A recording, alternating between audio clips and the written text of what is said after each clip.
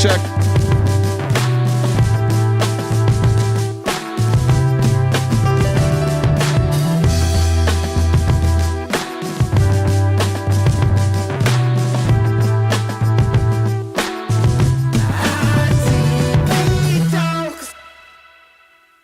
Holy smokeronis. Happy Monday, everybody. I missed you all terribly. Very first there, Ashel. Well done. Welcome, everybody. Hope you enjoyed the weekend. It was a nice weekend for Mike good? I don't know what that means. It was a good weekend for us in Phoenix. Nice 110 degrees all weekend. Everything's going swimmingly. It's cool out in when you're out in Phoenix because you sweat, but then your sweat dries and it leaves like this cool, salty exterior to your skin. My dogs love it when I get home. It's wonderful. This hat is actually blue. If anybody was trying to guess the hat color, this is I don't know, some sort of blue. It looks gray probably to you guys, but it's blue. I know. I don't know what to tell you. I know it's the filters. It's because of the green screen. But hopefully everybody else made it through the weekend. We had record high heats this weekend, so I hope you guys did make it. But the good news is, and we'll get to this in a little bit, really good news is, as we have record temperatures across the country that definitely have nothing to do with like climate change. It definitely has nothing to do with that. The GOP is real focused on making sure that we, one, add more pollution, and two, make sure that your energy prices are something that you have to pay a lot of money for. We don't want any of that renewable energy that might be more inexpensive. You know, like that big ball of fire up in the sky that can give us energy if we need it, but we're just like, nah, let's not do it. Thank God for the GOP. Making sure that none of us have to worry about getting our energy here inexpensively or for free. But it's definitely not climate change, guys. Do not bring up climate change or the folks will lose their mind. The U.S. men's national team beat Costa Rica yesterday. That was wonderful. I don't know if any soccer fans here. That was great. But we're all here just hoping that this big, beautiful bill passes so that finally these billionaires can get a break. They've had it far too tough for far too long, and it's about time that the American economy started helping the billionaires because Lord knows they need it. They've had a rough go at things for a while. Well, thank you all the subscribe. Look at that, six months in a row. Look how many of you subs have been here for more than 6 months. It's great to have you guys here. It's only the hottest year on record again. Yeah. How does it look today? We still doing record heat? What's the forecast for Phoenix today? I'm gonna guess it's over 100 degrees. I know last year we had something like 110 straight days over 100 degrees. 114 is the projected high today. No big deal. No big deal, folks. It's going to be fine. Then 111 Tuesday, Wednesday 105. Oh, we're cooling down to 106 by the weekend, though. We're good. We're good. We're going to live.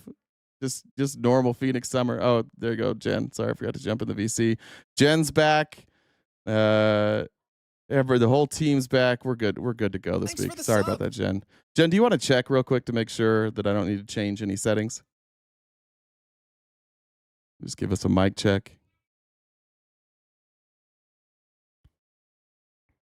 Maybe. Yeah, it's not working. Let me change the settings real quick. There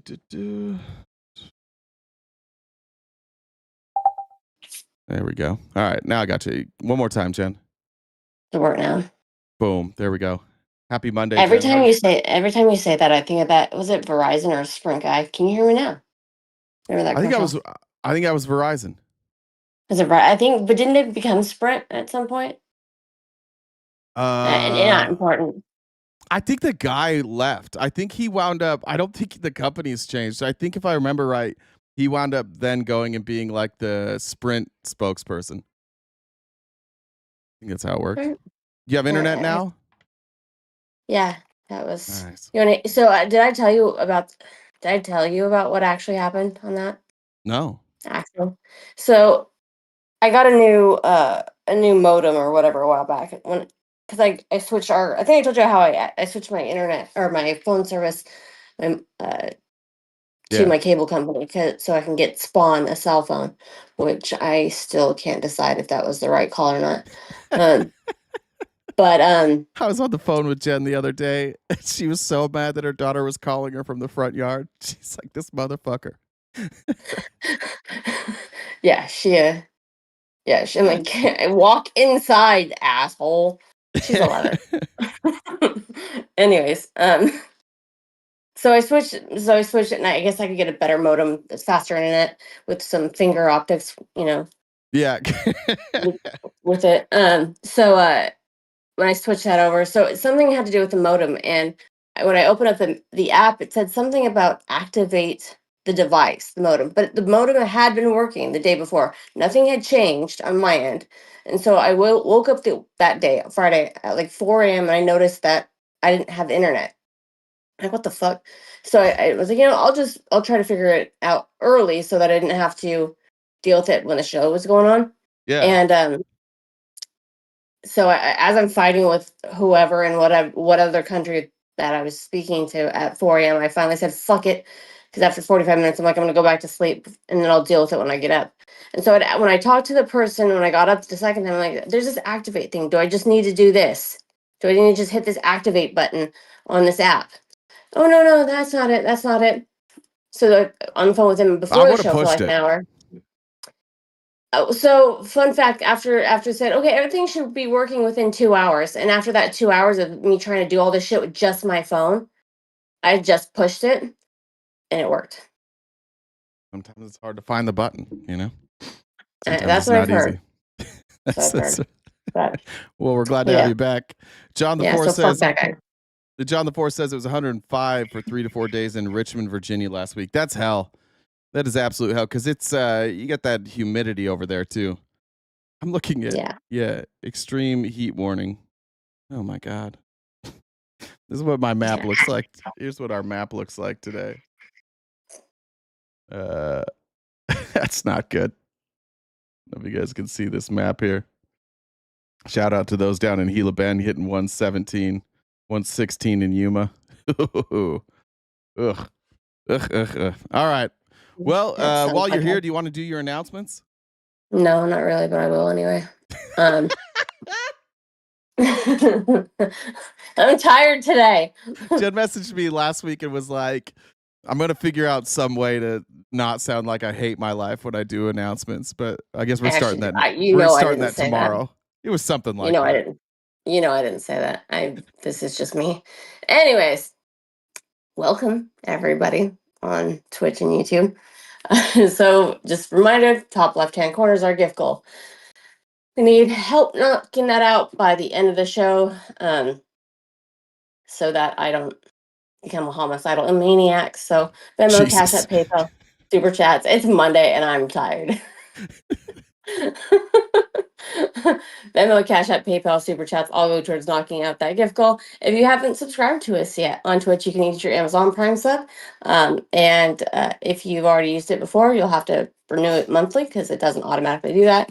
On YouTube, you can subscribe for free, or if you'd like to help us support other ways, you can choose one of our 4 memberships over there. If you guys disagree with RTP and you'd like to come on and talk in real time, how you do that is you look at that Venmo username. That's my Discord. Add me on Discord and I can bring you up talking in real time. Check out our link tree on most social media platforms. And we are on Cameo and Spotify for these episodes. So that's all that. Did you hear about the locomotive accident? I did not. Tell me about it. It was due to poor training.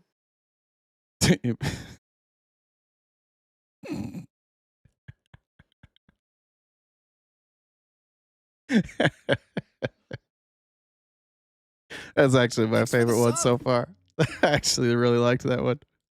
All right, let's jump into the headline. Listen, there's not going to be a hell of a lot of laughs today. This big beautiful bill is a fucking disaster.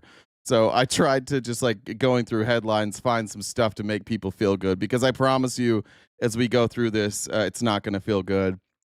I'm already hearing from my Republican friends that they're also not happy with this bill. This is just one giant fuck you to everybody in America. And if you happen to be here in the chat and you're like, I love the big beautiful bill, I'm concerned that you can't read. This benefits none of you. This is colossal fuck up by the Republican Party, and it will if it passes as it's currently in its current state, it will have lasting implications for years to come. This is a fucking disaster. But this is cool.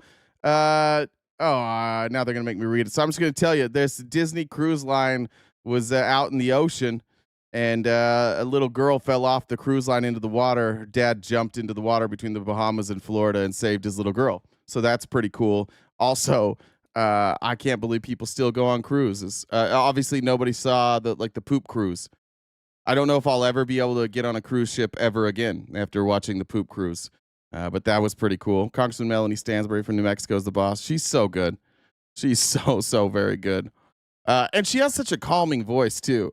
Like when she gets people worked up, it's hard because she sounds so sweet. So when they yell, and she sounds so sweet, it's devastating for them. The healthcare industry will collapse. Well, it's on its way. This was pretty cool. Matt Binder from Majority Report posted this. This was a breakdown of the age of voters in New York City. And these are per 100,000. The biggest voting block in the New York City mayoral elections were people 18 to 24. Second was 25 to 29. Third was 30 to 34. Historic numbers for low turnout. And look, if you want to change people's minds, if you want to go after new voters, they're not going to happen in this age demographic. Mamdani has set the stage for the Democratic Party to be courageous and actually do something that will offer significant change. And it's going to piss off these people in the middle. These people in the middle are going to scream socialism, communism, Mao, Cuba, all the dumb shit that they say every single time. They're going to scream that. But there's plenty of these people. And these people are the ones that are staring at a future where there, isn't really a future. I don't remember who it was. It was somebody very wealthy. Who was it? Man, I can't remember who it was now.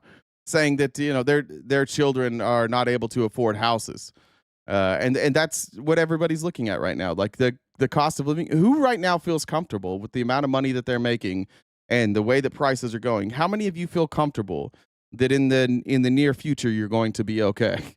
In the extended future that you're going to be okay? I don't think many of us feel that way. I think a lot of us who have investments or a decent job, like we're looking as those bills get higher and higher and higher, and our pay isn't changing. Like I'm looking in Phoenix right now, we're going to have record high energy costs. And at the same time, we're going to cut subsidies to solar companies. Like if I didn't have solar, my bill probably every month in the summer would be $700 or $800. It's insanely expensive to live in Phoenix during the summer. And there's already people living paycheck to paycheck. They're not going to be able to pay those bills. And there's going to be thousands of delinquencies. And then the power company is going to have to decide, like, are we just going to let people die? If you're in your house and it's 120 degrees outside, like you can't live through that. You're not going to make it through the summer without any power. You're in a lot of trouble. Florida, it's the same thing. Florida's electric bills are skyrocketing. Texas's Florida electric bills are skyrocketing, and their infrastructure is crumbling. Their grid doesn't seem to be able to handle it. We're going to have rolling brownouts in California all summer. But don't worry, it's going to pass, and it'll be good for America. All right. Yeah. It'll be so good for America that we dealt through this together. This is pretty cool. This is a construction owner in Texas. And I think that as we look over and over again at the inhumane and barbaric way and frankly just stupid way that ICE is going about deportations, you're going to see more of this. I do want to just point out that what you're going to hear from any Republicans that are here while this plays is they're going to do this thing that they always do, where they pretend that they care about slave labor, and they're going to be like, "Oh, you just want to pay slave labor." I want as you listen to this video to pay attention to what this construction owner says. That it's not just people who are here illegally that are afraid to go to work. It's those that have done it legally and are waiting, and our system is just so backed up that they haven't got their court date yet. But they came here, they applied for whatever they needed to apply for, and they just haven't got an answer yet. That's also who ICE is rounding up. Because remember, ICE, they have quotas. They do not care. You think Tom Homan knows a goddamn thing about economics? You think Kristi Noem knows a goddamn thing about economics? It's clear that Donald Trump doesn't. They will destroy the construction industry. And here's one owner explaining how it's crippling his business. Where did everyone go? I own and build these homes myself. I GC them. I hire the labor, but lately, nobody's showing up. ICE is pulling up to job sites, to restaurants, anywhere they'll find brown hands doing the work that nobody wants to do. They've created fear. Fear in the very hearts of the people who keep this country standing. And let's get one thing straight. I would hire white folks, but they don't exist where I'm at. They don't show up. And if they do, it's to subcontract the work to guess who? Us Mexicans. In Texas alone, over 60% of the construction workforce is Mexican. We are the labor. These guys aren't criminals. They're drywallers, painters, tile guys. They pour the cement, lay the foundation, frame, lay the roof shingles, and landscape the yard. They're fathers, they're taxpayers, maybe not federal, but we love America, but we're tearing down the very foundation that it's built on. Every stud, every nail, every damn piece of sheetrock in these houses, every bag of cement mixed, and every roof laid was put in by someone trying to put food on the table. I came from where they came from, and what people don't get is this. Without these guys, construction stops. I'm a capitalist, I believe in profit, but if I had to hire only local born labor, not only does it not exist, but costs would double, margins would disappear, and prices will skyrocket. People already complain about inflation as it is, so good luck affording a house if this keeps up. And the worst part is most of these guys are doing it the right way. They've started their paperwork, and they're waiting, sometimes for years, but the system would rather deport them than vet them, tear them down rather than build them up. Here in the South and in most states, it's Latino labor that's still showing up. Because here's the truth, we don't have a labor problem, we have a policy problem. These guys are the American dream. If they really want to fix this, it ain't just politics, it's deeper. But until then, until someone builds that system, don't attack the only people still willing to pick up a damn shovel. And this is the lie that like conservatives have been telling their voters forever, and the people in the chat, like this is what they're gonna be saying too. The labor costs are part of the cost of your home, and if the labor costs are lower, you can afford a home. And if you get rid of the labor, the people who are willing to work at those wages, then the cost of your home will go up. And what is the solution that Republicans are presenting on the other side of that? It's fine if you guys want to say we shouldn't take advantage of cheap labor, and I agree with you.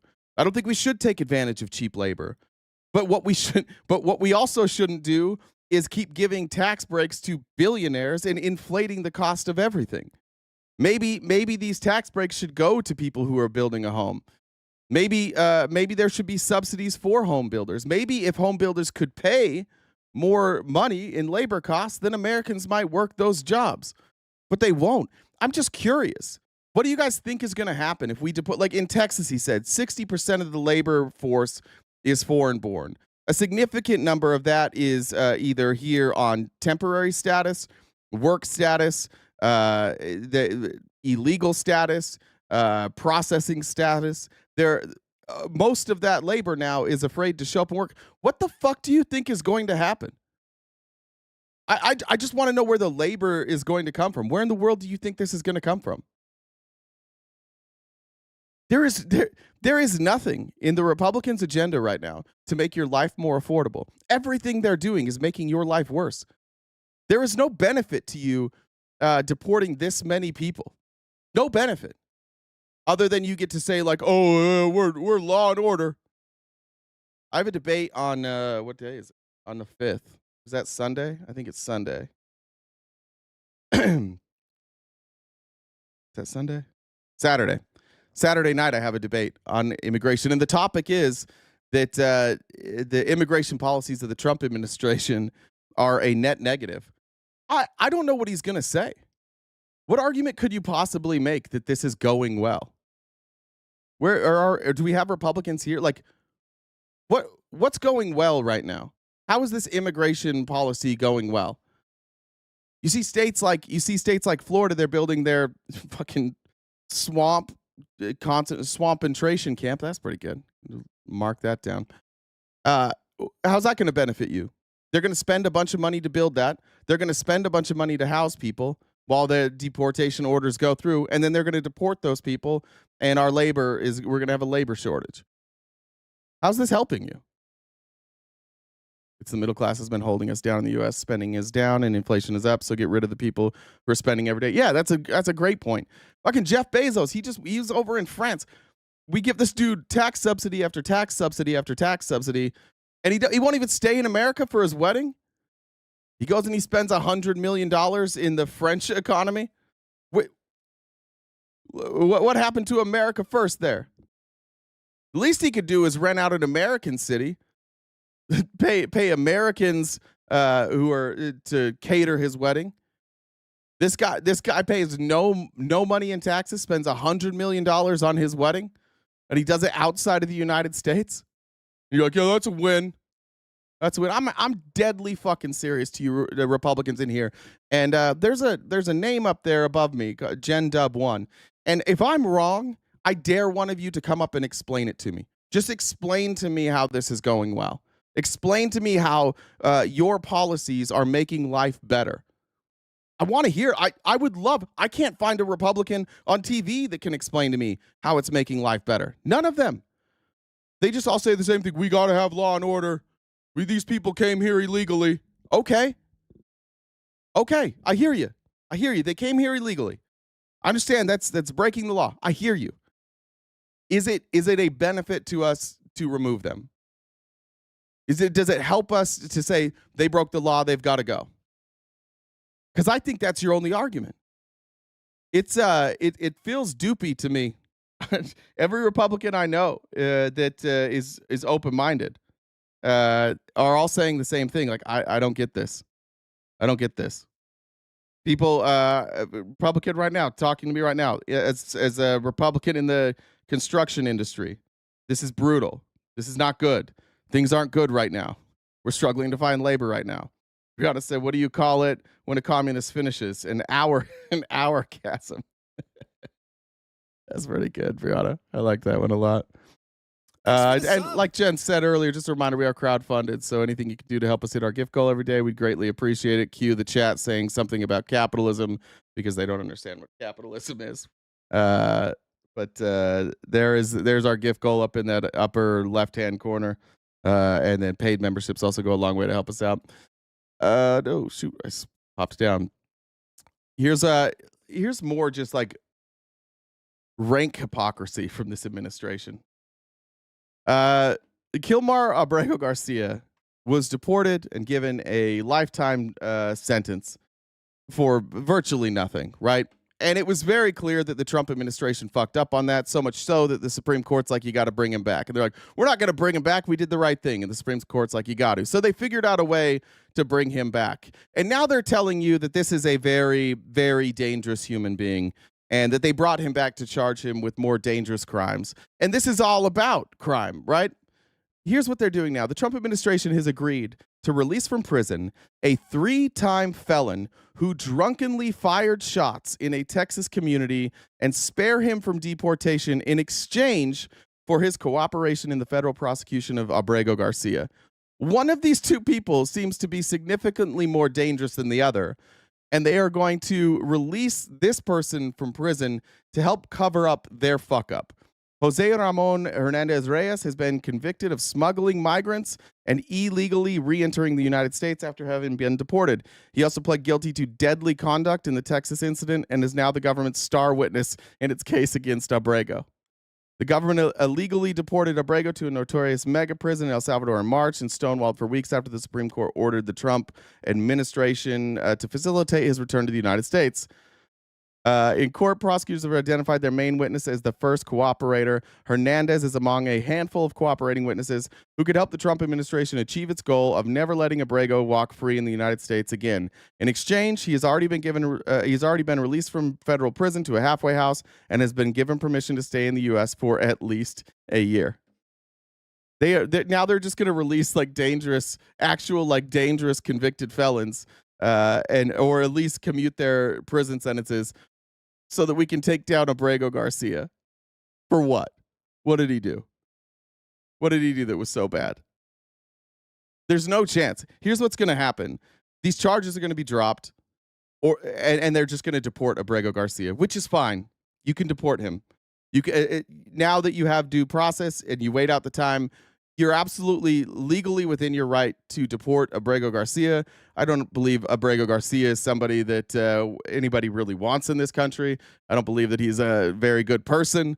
But we could have just done this the first time the right way. But because this administration, led by Trump, is not allowed to ever admit that they did anything wrong, now we're going to spend more money. We're going to release people from their sentences that have committed crimes in order to cover up the fact that the Trump administration is just completely bungled this. Isn't that crazy? God himself came down from heaven and asked humanity to sin no more, and for some reason the hypocrites think they say it. Humanity will finally listen. I don't know. Is Twitch down today? Did Twitch go down again today? It went down for half a second. It's back. Oh, okay. All right. Twitch is back up. Thank you. All right. Here's Trump. Trump went on to Maria Bartiromo. There's something weird with this audio, too. The way that they capture this audio sounds really strange. This man is lost it. He's absolutely lost it. But I want you to know that in states where you guys might live that are sunny states, California, Florida, Nevada, Arizona, Florida, where customers have seen massive benefits from solar and wind energy. And a ton of my friends who are Trump voters all work in the solar industry, and they're about to lose their solar subsidies, which is crazy. We tried to tell them, like, you're going to lose your solar subsidies. Oh, we'd never do that. So here's what Trump says we're going to do instead. Opened up coal. We were closing all our coal mines all over the country, and yet we still have a lot of coal. We use the generating plants of coal because it's the strongest, and we're doing. All right, do anything about that volume? I don't think I can. Coal. So we have everything, every form. I don't want windmills destroying our place. I don't want, these solar things where they go for miles and they cover up a half a mountain that are ugly as hell. And by the way, the panels are all made, and the windmills, they're all made in China. Okay. He just doesn't want things to be ugly. I don't like how windmills look. I don't like how solar panels look. So we got to get rid of them, and we're going to do coal. We're going to have the dirtiest possible energy with a limited resource, something that we're going to have to go in and we're going to have to destroy ecosystems in order to mine that coal. But it's really important that we get coal. This dude, I don't know how you don't see through this. This is just a handout to the coal industry. That's it. You're going to have more expensive energy, and it's going to be less clean. The air you breathe will be less clean, and the energy you consume will be more expensive. You know how I know that? Because I can go outside, and the sun doesn't charge me a goddamn thing. That's how I know that. And it doesn't really, outside of actually the installation of putting on the solar panels, doesn't really cost anything. Once they're on there, it just keeps creating energy. Elon Musk, I don't remember what it said, but it was like a couple hundred, like 100 square miles is all we would really need of solar panels to power the entire United States grid. So why not? Well, they look ugly. What are you watching, Mike? What are you watching, Mike? About the climate? What about our climate makes you think that it's not changing? What about our air quality makes you think that it's not changing? Thank God we figured out how to fix the ozone. Remember, we had a hole in the ozone layer caused by all these fossil fuels. And then thank God we have smart scientists that you guys didn't agree with anyways, and they fixed the hole in the ozone layer. Like, what the fuck are you watching? It's 115 degrees in Phoenix today.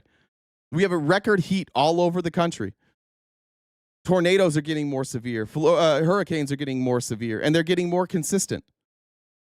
I have no idea what the fuck you guys are and what you're watching. And by the way, then Trump's just going to come in here and he's going to slash all the funding so that we can accurately predict the weather. This is North Korea shit. Anything you don't like, you just stop funding it and pretend it doesn't exist. The only layer would have held itself regardless of what we did. No, it wouldn't have. What are you talking about? What are you pointing to scientifically there? You don't know about how we repaired the ozone layer? I mean, whatever, you guys. I mean, this is the same. You guys are the same people that are like, we're like the Earth is round. And you're like, yeah, right, dude. You're so dumb. These are just your typical globe talking points. None of you have anything. Like, you have no proof for anything that you say. You just don't like when people point out that President Trump and the Republicans are completely owned by corporations, and they just feed you full of propaganda every single day. Who's incentivized to tell people that the climate is changing? What's the incentive there? I've heard people say, oh, some people have become billionaires. We looked this up. There's like 2 or 3 people who became billionaires off of like renewable energy and climate change in this country. How many people have become billionaires off of fossil fuels? You don't think the fossil fuel industry, who's putting out all this research, is lying to you? You just trust them? You trust BP? Remember when BP is like, no, everything's cool, and then all their oil washed up on the shores of Louisiana? And it cost us like billions of dollars to clean the oil, or to clean the ocean. When BP had to pay like a couple $100 million. You trust the oil? Oh, I trust big oil. I trust them. Yeah, if we do renewable energy, all of their business will go away. But I definitely trust that they're not biased. It's all of these people. It's all of these alarmists who are telling us about the changing climate in our world. Yeah, it's them, not the oil companies. Who's got the incentive? Just look at the incentive structure. Who's the one who makes money? Who has the most to lose if we go to renewable energy? Oil companies, by far. And who subsidizes the Republican Party the most? Oil companies. You don't think that that's a coincidence? That the party that supports drilling and fracking and coal also just happens to be the same recipient of the biggest donations from those industries? That's not a coincidence to you? That they actively fight against you knowing where that money comes from? Not a coincidence, right? Yeah, it's everybody else. It's all these scientists, all these evil scientists. They're the ones with the agenda, not the oil companies, not the coal companies. No. It's not them. It's the evil scientists who are just trying to come up with those billionaire scientists who are so money driven. North Korea was the last 4 years. Was it? Was it the last 4 years? They were controlling the media the last 4 years. They were shutting down the media. They were suing every media outlet the last 4 years. Yeah, people were calling Biden daddy. Legitimately, if you go look at, like, go find me somebody defending Donald Trump and find me an explanation other than, oh, he has good instincts. Oh, he just is right. He's just right all the time. If you find yourself in a situation right now where you still support the GOP and you support what they're doing, I'm only left with one assumption, that you have left like your open mind behind long ago. This is embarrassing. Here's Trump now defending China. Now we're defending China, folks. I thought you guys didn't like China.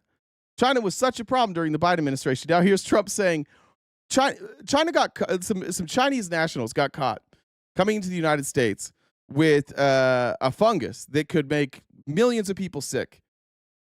And every news outlet, including right-wing news outlets, were like, this is an attempted attack by China. Not Trump, though. Now we're just supporting China. A very good thing. But they are paying substantial tariffs. Well, I noticed that, because it seems like you go so far with China, but you don't sort of use the leverage that you can use. I mean, look. If I ever had to use it, I'd use it. But when there's no reason to use it, that's good too. Well, we did just arrest 3 or 4 Chinese nationals who tried to bring a pathogen into the country that gets people sick and destroys food supply. We've got hacking. You don't know where that came from, though. I mean, did that come from the country, or is that 3 wackos that happened to carry something? You just don't. You notice how he's capable of doing this. Somehow Donald Trump is capable of looking at people coming across our border and saying, you know what, that doesn't represent the people or the country as a whole. At least we now know that he's capable of doing that. Well, he doesn't do that with immigrants. With immigrants, they're all evil and they're all coming to replace you. But now for some reason, when it's like bioterrorists from China, no, who knows? What are we going to do about that? Well, there was one that he signed that he would be, one of them signed a paper saying that he would value Mao Zedong's value system. So there was that. And then they hack into our telecom system. They've been stealing intellectual property. Fentanyl, COVID, I mean, all of this stuff. So how do you negotiate with obviously a bad actor and trust them on economics? You don't think we do that to them? We do. So we do a lot of things. How do you negotiate with bad actors? We do it. Is this guy, is he just dumb? Can't answer that question? This is weird, right? He was real tough on China until he was president. First time around, too, I'm going to be tough on China. China cheats, didn't do shit. This time, I'm going to be tough on China. China cheats. Slap some tariffs on. Now they're negotiating. Now all of a sudden China's not a threat. By the way, I also don't think China's a threat to us in that way. So maybe he's just finally agreeing with us. That's the way the world works? It's the way the world works. It's a nasty world. And then you just do a trade deal? We do. Well, we made a lot of money with this trade deal. I do a trade deal if it works. We made a lot of money with the trade deal. Yeah, we lost a lot of money in that trade deal. The American middle class has paid roughly $88 billion in tariffs. Largely the American middle class. And Trump's like, look what we did to China. Look how much money China gave us during these tariffs. American citizens have had $88 billion in new taxes applied on them, which doesn't even cover the spending that we need to cover. It doesn't even cover our bills. But he just taxed you guys, told you it was China, and then you bought it. Look how great we're doing. Look at this $88 billion we raised from China. No, you raised that from Americans. You raised taxes on American citizens, mostly the middle class, because you gave carve-outs to all your billionaire buddies and their mega corporations. So he taxed Americans $88 billion. Now he's bragging about it like he just beat China out of something. And China's going, all right. Yeah, like, why does China care? If they put tariffs on the goods and we're still getting the same goods are still coming to America and we're paying tariffs, why does China care? It doesn't affect them at all. They'll keep sending the goods. They'll leave the tariffs on. Americans will pay the tariffs. It doesn't hurt them at all. It only hurts American citizens. This is a real weird situation we're in now, where the president of the United States is telling you, thanks for that money. I just increased the fuck out of your taxes.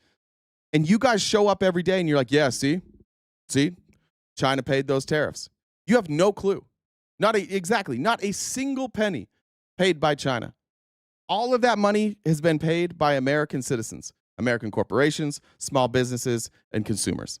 That's who's paying the $88 billion. That was a massive tax increase, and it didn't even come close to paying for the cuts that we made. In fact, it didn't even keep up with revenues. Trump is bragging about $88 billion in tariff revenue in the same quarter where GDP was negative for the first time in years. Negative. We had negative GDP growth in that same quarter. And he's bragging about it. How do you guys feel about that? We don't know. We don't know anything. You have no clue. You're dumb. You just hate Trump. Notice how none of you have an answer for this? You just keep saying, I don't know. I bet you don't know. Explain it differently to me. Explain it. There it is. Jen Dub 1. Add Jen on Discord. You can come up here. Explain it differently to me. Explain to me how I'm wrong that Americans paid that $88 billion in tariffs. Explain it. You're going to have to explain how tariffs work. So let's just go through it right now. Who collects a tariff? Customs and Border Patrol. If Customs and Border Patrol is collecting a tariff, who are they collecting that tariff from? Are they collecting it from another country? Or are they collecting it from an American citizen? Well, let's think about it. You've got a pack of gum. You order a whole bunch of gum. Let's just say for some reason this gum comes from China. And you got a crate of gum and it's been imported from China. And you paid the Chinese gum manufacturer $100,000. And they sent the gum. And then the gum gets here and you go and you pick it up and they say, we've got a 20% tariff on that. So we're going to need $20,000. Does China pay that? Or do you pay it? You pay it. And then you pass that cost along to your customers. So instead of $1 a pack, it's $1.50 a pack, so you can recover the amount of money you paid on a tariff. The American consumer paid more. and the American taxpayer paid more, and it didn't hurt China one bit. So please explain to me, if I'm so wrong, what part of that scenario did I miss where China's paying it? I don't use Chinese products. Bitch, you're talking to me on a Chinese product. What phone do you have right now? What electronic device do you have right now, Matthew, that was built in America? What about your router? How are you accessing the internet? Is it on a cellular network? Where did that cellular where did most of that cellular network where was it built mostly? The components. China. And yeah, you do. You use Chinese products all the time. What are you wearing? You wearing American made clothes all the time? How about your shoes? Where were your shoes made? You have headphones in? Where were those made? We're all using Chinese manufactured products, and for no reason, they're just more expensive now. Just for no reason. We could have had them a little bit cheaper with no tariffs. For some reason, they're just slightly more expensive. Why? Because we don't want to tax rich people. That's it. The internet has been losing their mind over Mamdani, and I'm here for it. This is the latest one. Here is End Wokeness. This End Wokeness tweet got this is a retweet. The End Wokeness has millions of impressions. This is what Republicans get upset about on the internet. So the third holy grail of taboos in American politics, you have socialism, you have Islam, and then you have Palestine. And you are really going for the trifecta. Let's go, baby. Let's go. Tell me, why is Palestine a part of your politics? When you grow up as someone, especially in the third world, you have a very different understanding of the Palestinian struggle. Yeah, you do realize that tariffs are a way to bring in manufacturing. Yeah, that's what Trump says. But is manufacturing increasing? Is China, are these places that are manufacturing goods in China moving here? No, they're not. I know that that's what Trump tells you. And I think this is the disconnect between Republicans and Democrats currently, is that you guys just still believe he's telling you something that's true. We all understand that. None of us are confused that Trump said, I'm going to do tariffs to bring back American manufacturing. The problem is American manufacturing is not coming back. The second problem is we're deporting our labor force that would work those manufacturing jobs. We desperately need labor. Unemployment is well below 5%. Look at the labor participation report. Every bit of analysis says we need more labor, not less, and we're deporting labor. None of it makes sense. We're doing tariffs to bring back manufacturing. The manufacturing's not coming back.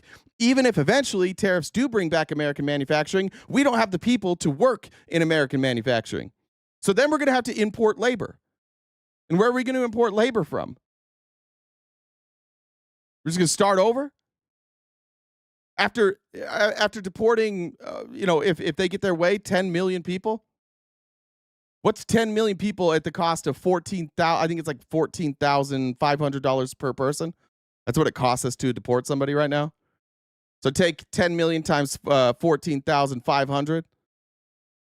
That massive cost that's going to be eaten by you, the taxpayer, because we have to pay for that. So we're going to take out more debt every time. Because we're already in debt. Every time you deport an immigrant right now, it's costing you $14,500. $14,500 of money that we don't have. So what are we doing? We'll get to that later in the bill, but we're going to cut that from poor people. We're going to cut that from schools. We're going to cut that from Medicare, from Medicaid, from Social Security, from food stamps. We're going to cut it from infrastructure. We're going to force states to increase their taxes to take care of their people. Why? Because the federal government is wasting so much money deporting people that they no longer can afford to pay their contributions towards Medicare and Medicaid and Social Security. So they're going to steal from the money that we put in for our future. They're going to steal that money. They're going to use it to deport people. And then they're going to ask your state to increase your taxes to make up for the difference. All the while running at deficits in the federal government. None of this makes sense on paper. Write it down. Figure out how it's being paid for. Figure out what it's doing economically. I know that some of you racist bitches just like being racist bitches. And some of you aren't racist bitches, but you think this is a good idea. And I'm just telling you, write it the fuck down. Let's start from the bottom. Let's start from the people that we're deporting. What happens when we deport somebody? Somebody that's here illegally isn't here anymore. Okay, fine. It opens up jobs. Okay. Do we have people to fill those jobs? I don't know. Last I checked, there's like 10 million open jobs in this country, and we can't fill them. And these are low-paying, unskilled labor jobs. I don't think we have a bunch of people waiting on the sidelines to do unskilled, low-wage labor jobs. So then what? So now these companies, if they want to hire people, they're going to have to pay higher wages, which means the cost of whatever they're doing goes up. Let's say that, like in Arizona, we do a lot of iceberg lettuce. Iceberg lettuce costs what, like $1.50 a head of lettuce right now? Well, if you increase labor costs, that's going to increase the cost of your lettuce as well. And all the while, there's a tax burden being put on the American middle class through tariffs. And if you look at any analysis of the big beautiful bill, the middle class is going to lose about $1,600 a year. So you're going to increase their costs and increase the amount they pay in taxes, and we're not going to drive up those wages? Those wages won't drive up. If you increase the cost of goods, the wages don't go up. If they do go up, they have to outpace the inflation of the cost of goods. None of this makes any sense. None of this works mathematically. And what are Republicans doing? They're freaking the fuck out that Mamdani is eating with his hands here. That's what we're upset about today.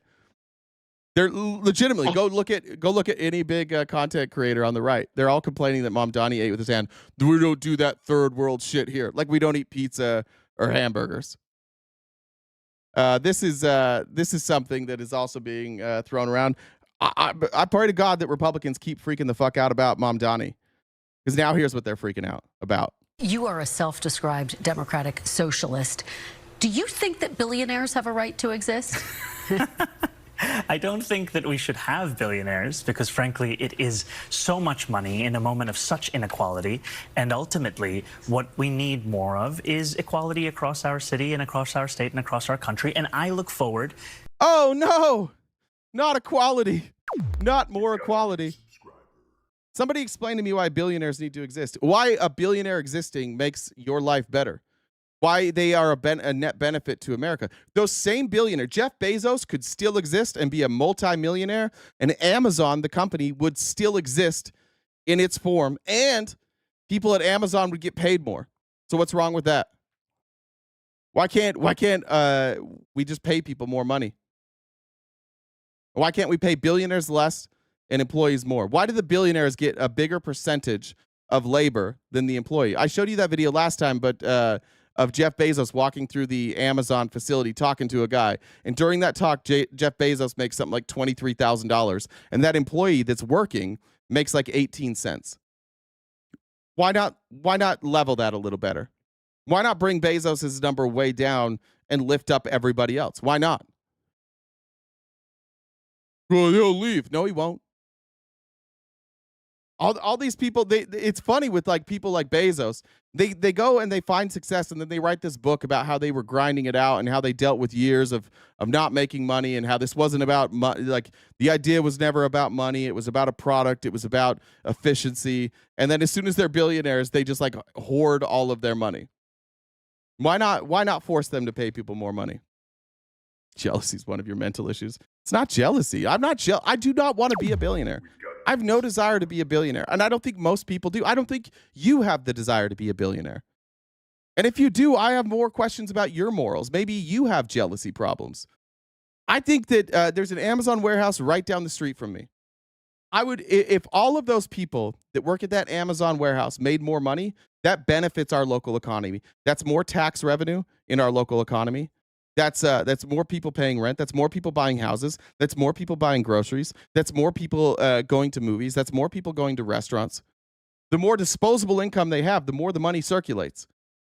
So it benefits me, it benefits you nothing. If those Amazon employees can barely make ends meet, if they make more money, it elevates the entire community. But if Jeff Bezos makes more money, he takes $100 million and he goes and he spends it in France on his fucking wedding. And it benefits you nothing. And meanwhile, he paid $0 in taxes. That's the system that you're advocating for. It's real cucky, folks. It's getting real cucky. To work with everyone, including billionaires, to make a city that is fairer for all of them. That's a good point. How many seconds is, that's a good question. So let's do this. How many seconds are in, or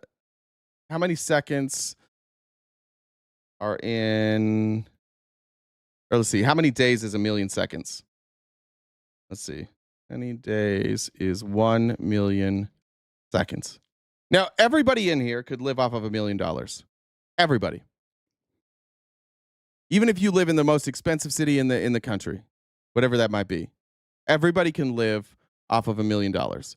1 million seconds is 11.57 days. 1 billion, how many days is 1 billion seconds? So a million, which we could all live on, 11.57 days. 1 billion seconds is 11,574 days, 31 years, 8 months. I think the real misunderstanding we have here is that people don't understand the difference between a millionaire and a billionaire.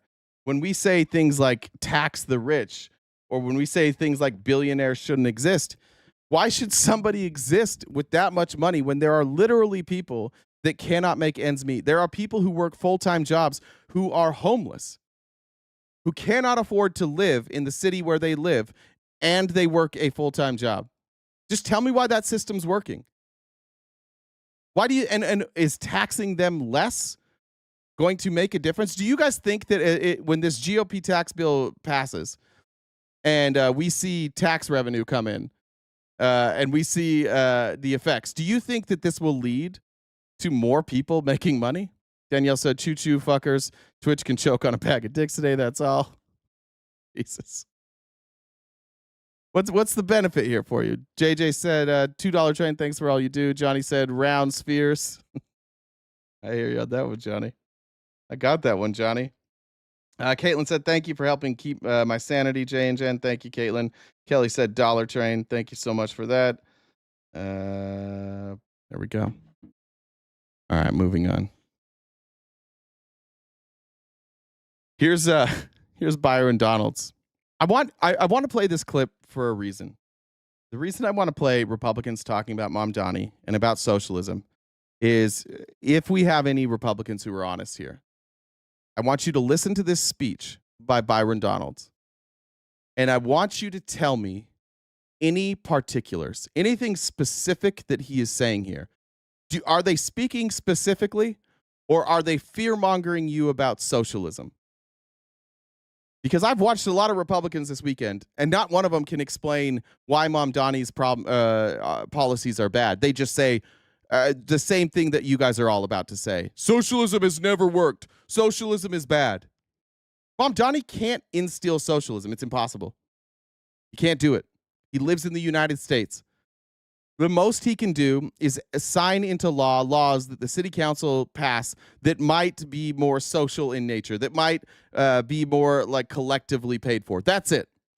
But listen to Byron Donalds and all these Republicans across the country right now, and I think this is a losing message for them, especially with young people.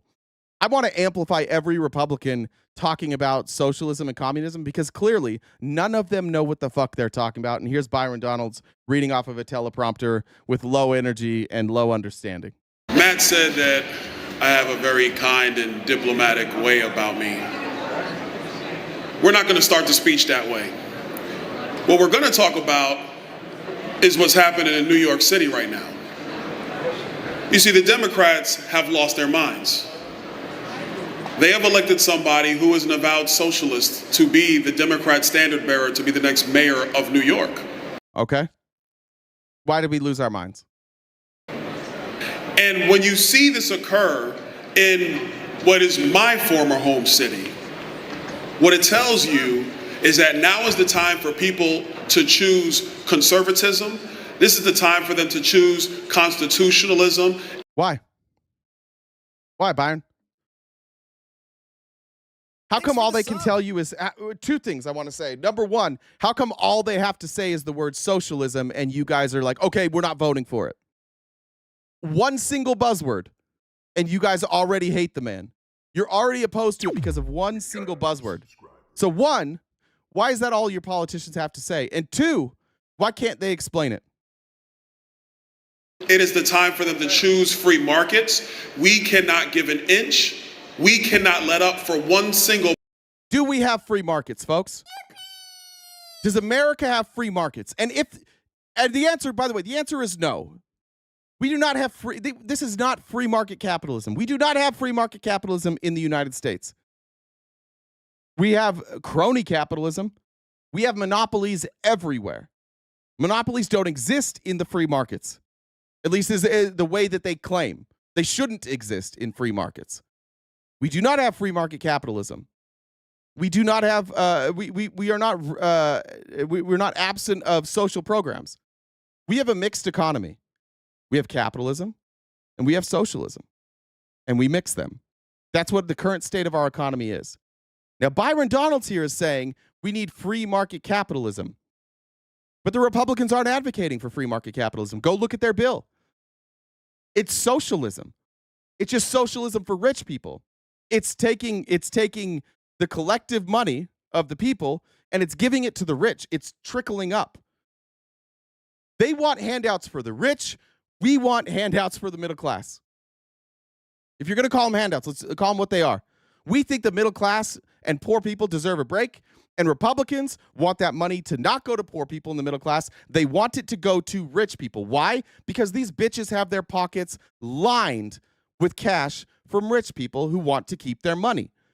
This is a false dichotomy that he is presenting you right now. One, Democrats can't do socialism. It's America. We can't do it. Two, we don't have free markets. And three, they're not advocating for free markets. Why does this type of shit work on you folks? That's what I want to know. All of this is bullshit. Everything he's saying is absolute bullshit. He does not advocate for free markets. And if you think he does, I got news for you. We've got new subscribers. Giving handouts to rich people is not free market capitalism. Allowing monopolies like Google to exist is not free market capitalism. Allowing monopolies like Walmart to exist, that is not free market capitalism. Allowing free Amazon to exist is not free market capitalism. Free market capitalism inside a country where there is a government requires the government to act as a check against crony capitalism. And our current government that says they are a check against socialism is jacking off crony capitalism, spitting on it a little bit. There is nobody in elected office outside of fucking Rand Paul and maybe Tom Tillis who are advocates of free market capitalism, and you guys hate them. You are told that they are the problem. Byron Donalds is a fucking nobody who is lined with cash from donors. And he's up here doing the bidding of his donors, pretending that Republicans stand for free market capitalism. I'm not going to play the game where you guys go, oh, I'm a Republican. I like free market capitalism. Democrats want socialism. One, no, you're not. Two, no, they don't. Stop allowing yourself to be tricked into this dichotomy where it's socialism versus capitalism. It's not. We live in a mixed economy. And so what we should do is we should look at the money, and we should look at how the money is being distributed, and we should say our economic structure should evenly distribute the money for labor. And if you do more labor, you get more money. And if you want money off of capitalism, if you inject capital into a company, sure, I'm cool with that. I'm not a socialist. If you inject capital into a company, then yeah, maybe there should be a payoff for your capitalism. But that payoff shouldn't be 12,000 times the wage of your average employee. Jeff Bezos, Elon Musk. It should just be more evenly distributed. If Elon Musk was worth $20 million, nobody would really care. Because if he had to give up some of that money, and a lot of what he has, a lot of his wealth is stock options, he could pass that on to his employees.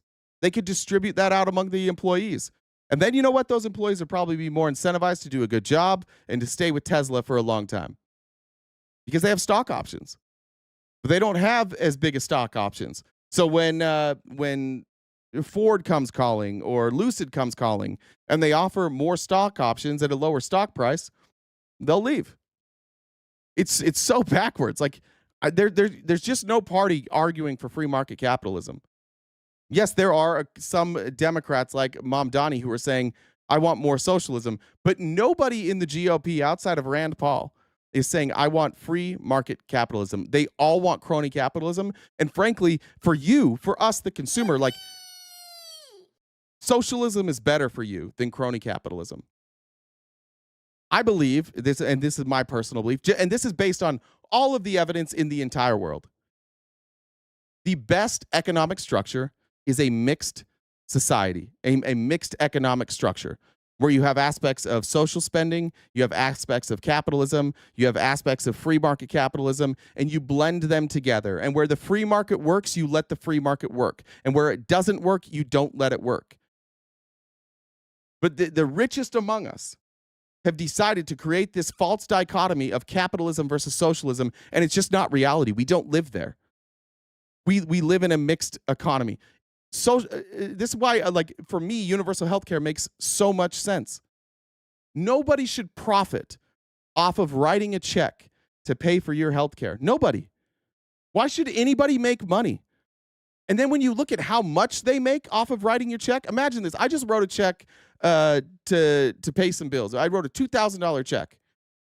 Now imagine if when I wrote that $2,000 check for a mortgage, imagine when I take that, the mortgage company says, we're going to take $1,600 of that, and we're going to keep that. And $400 is going to go towards your mortgage. Who would do that? None of you would sign up for that. But that is legitimately our healthcare system. When you pay your money into healthcare every month, 80% of that money goes into their pockets, and 20% goes to pay for healthcare. There's a guy right now named I don't know why I didn't cover this. This just came up. What is his name? Ben Askren. If there's any MMA fighters here, you guys might know who Ben Askren is. Ben Askren is very wealthy. This is him right here.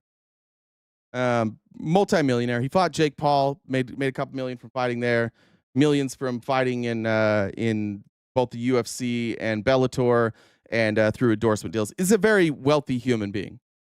He recently went into he got pneumonia and wound up in a coma. And it turns out that he needed a double lung transplant. And he has insurance. And the insurance company denied his coverage.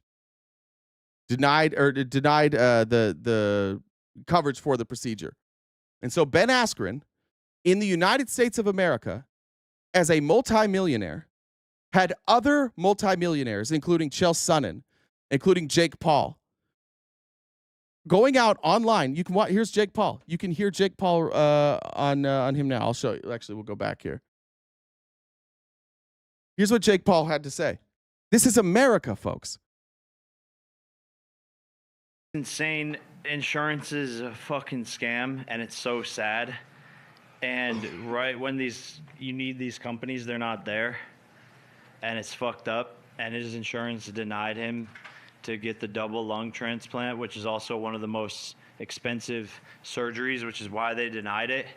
And it just sucks. It sucks that no one's doing anything. I was obviously super busy this week, so we're figuring out the donation now, but none of these people like Dana or anyone stepping in, so I feel like I have to do something, and that's really all it is. Everybody in this chat, every single one of you in this chat, if you were in Ben Askren's place, without his wealth and without his connections, you would be dead. Our healthcare system is so fucking bad that rich folks die. If he didn't have people like Jake Paul and Chael Sonnen reaching out on social media, helping him raise money, he would die. He's like 40 years old. He's in impeccable shape. This is a professional athlete who is taking great care of his lungs. Doesn't smoke. I don't believe Ben Askren really even drinks. Very religious. Very conservative, by the way. Very conservative. If any of you were in his situation, you would be dead. And your family would be saddled with debt. You would die, and your family would lose their house. Your family would go bankrupt. Your family would be left to try and figure the fuck out how like they're going to get by. Why? Because the healthcare company didn't want to pay for some. Do they have the money? Yes, they do. They have all the money. Their CEO makes $50 million a year. Imagine that. Imagine being in the chat right now saying we can't do universal health care. It's so bad. Look at all these other countries. This is the stage we're at in America where millionaires will die because our healthcare is so bad. So can we have this without having full socialism? Yep. Stop being lied to. Don't let yourself be tricked anymore, Republicans. Don't let them lie to you. Don't let them do the slippery slope fallacy shit. Don't let them play that game. It's a bullshit fucking game that they're playing. Okay, I have universal healthcare because I don't want socialism. Socialism bad. Mao, Hitler, Cuba. No, every other country in the world that is developed does this. Every last one of them does this. And we're nowhere near the best. Nowhere near it. We're the most expensive, and we're ranked in like the 40s, mid-40s for outcome. And the only reason you're opposed to it is because you've been tricked into thinking socialism bad and it's capitalism versus socialism. That's not even the reality that we live in. It's like saying rain versus sun. Some people might prefer rain. Some people might prefer sun. That doesn't mean you don't need rain, and that doesn't mean that you don't need sun. This is why I hate ideologies in general. I hate religion. I hate economic theorists who hold to an economic theory as if it's like religion. Free market capitalism has never worked anywhere. Capitalism has never worked anywhere. Socialism has never worked anywhere. Communism has never worked anywhere. Why? Because they're all flawed. And none of them can account for massive changes. So you have to, like, the only solution that has worked anywhere is mixed economies. The United States of America does not exist if we didn't implement elements of socialism. It is not one or the other. None of them have ever worked. None of them by themselves have ever worked. They don't work. Utah, the state of Utah. I don't know if we have any folks here from the state of Utah. Did you know that your state was a socialist state? Did you know that's how you were founded? If you live in Arizona, Arizonans, did you know that before Arizona became a state, it was just a socialist place? And then what happened? Capitalists came in, money got exchanged, you had some bad crop cycles, and suddenly socialism didn't work because you didn't have enough crops. And you didn't have enough money to go pay and buy crops from somebody else. None of these ideologies work. I'm tired of having this fucking argument with people. And I'm tired of having it with socialists too. I'll just say, like, if you're a socialist, you're a communist, like, and you think that your shit works, you're wrong. And if you do the same, if you make that same argument, oh, well, capitalism sucks, so we have to do socialism. It's the same flawed argument. But this is how we wind up in a place like this where we're divided, where we have Byron Donalds up here saying absolutely fucking insane. Nothing. He's saying nothing. And people are like taking a side. This dude's not saying anything. Stop taking a side when they don't tell you anything, please. Moment. Let's see. Benny said, we pay for Israel's universal health care, but not our own. Make it make sense. FOD says, RTP, you're making a bet on the chance we can defeat the big booty bill. What percentage chance is it that it doesn't pass? I think it's going to pass. I don't think there's really any shot that this doesn't pass. I mean, there's some parts that are going to get left out. David said $1 billion spread across 20,000 employees would be a 50,000 pay increase per employee. That's insane. I've never done that math. That's fucking insane. 1 billion. Elon gives. Does Elon even have 20,000 employees? They all get a $50,000 raise if he just eats $1 billion. JJ, I think I got that one. Yeah, I did. Thank you, Jackie said holla. Thank you, Jackie. All right, here we go. Byron. Because the crazy, radical, socialist, democratic left, they will never give in. Yeah, Troy, I agree with you too. Like, yeah, it's not all men are bad, not all women are bad. Like this like all or nothing dipshittery that we've fallen into politically is an absolute categoric disaster. This big beautiful bill is so fucking bad that the only way to explain why it's going to pass is because we get divided on shit that doesn't matter. This is a massive handout to businesses. This is the biggest government handout in the history of the United States. And we're arguing about, like, is socialism better or is capitalism better? Every one of you said, like, if we just sat down and we said, look, here's what we're going to do. We're going to charge middle-class people a little bit more. We're going to charge poor people a little bit more. And we're going to we're going to give the rich people a huge tax break, and they're going to keep more of their money. Every one of you would have said, no, that's stupid. That's very stupid. But that's what the big, beautiful bill is. And the reason that Byron Donalds and folks like this don't want to talk about that is because they know it. So they want to scare you about socialism rather than talk about the details of this bill. Socialist, democratic left, they will never give in. They are going to stay to the ideas that have failed time and time again. Fear-mongering. They will stay focused on ideas like government-run supermarkets. Great idea. Great fucking idea. Do you like the prices at your supermarket? Imagine if nobody at your supermarket that wasn't there, that just was sitting there in an executive office, was making $100 million. When you go to Safeway, I think they're owned by Kroger. What does the Kroger CEO make? Let's see. Kroger CEO makes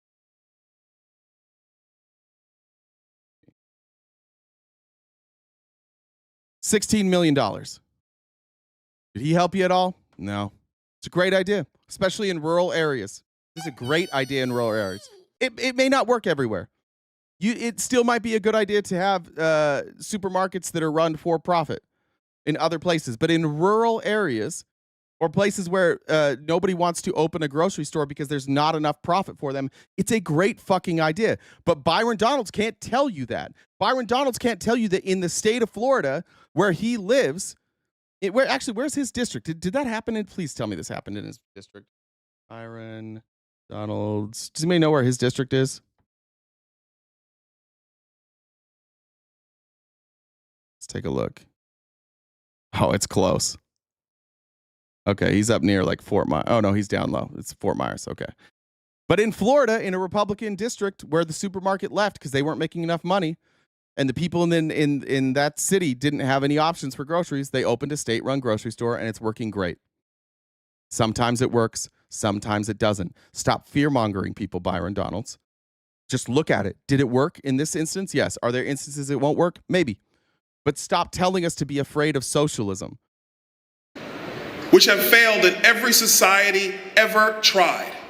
When you do something silly like that, poor people, they are the ones that suffer the most. They're the ones that don't get food as they need it. They're definitely not getting healthy food. They don't get enough. Can we just... That's what's happening right fucking now. Poor people in this country don't have enough food, and their food options are unhealthy. What the fuck is he talking about here?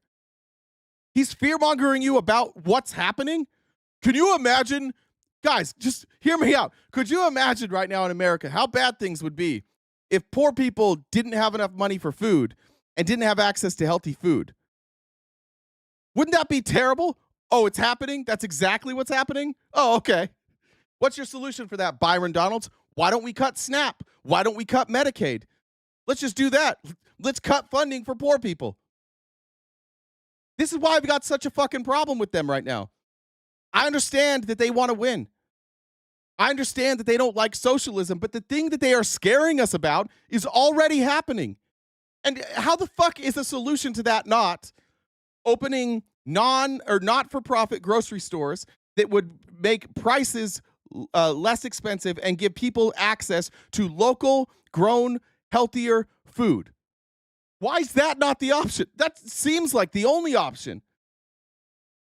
You can either give people more money and they can go to Walmart and have processed food, or you can open up these grocery stores. You can buy from local farmers.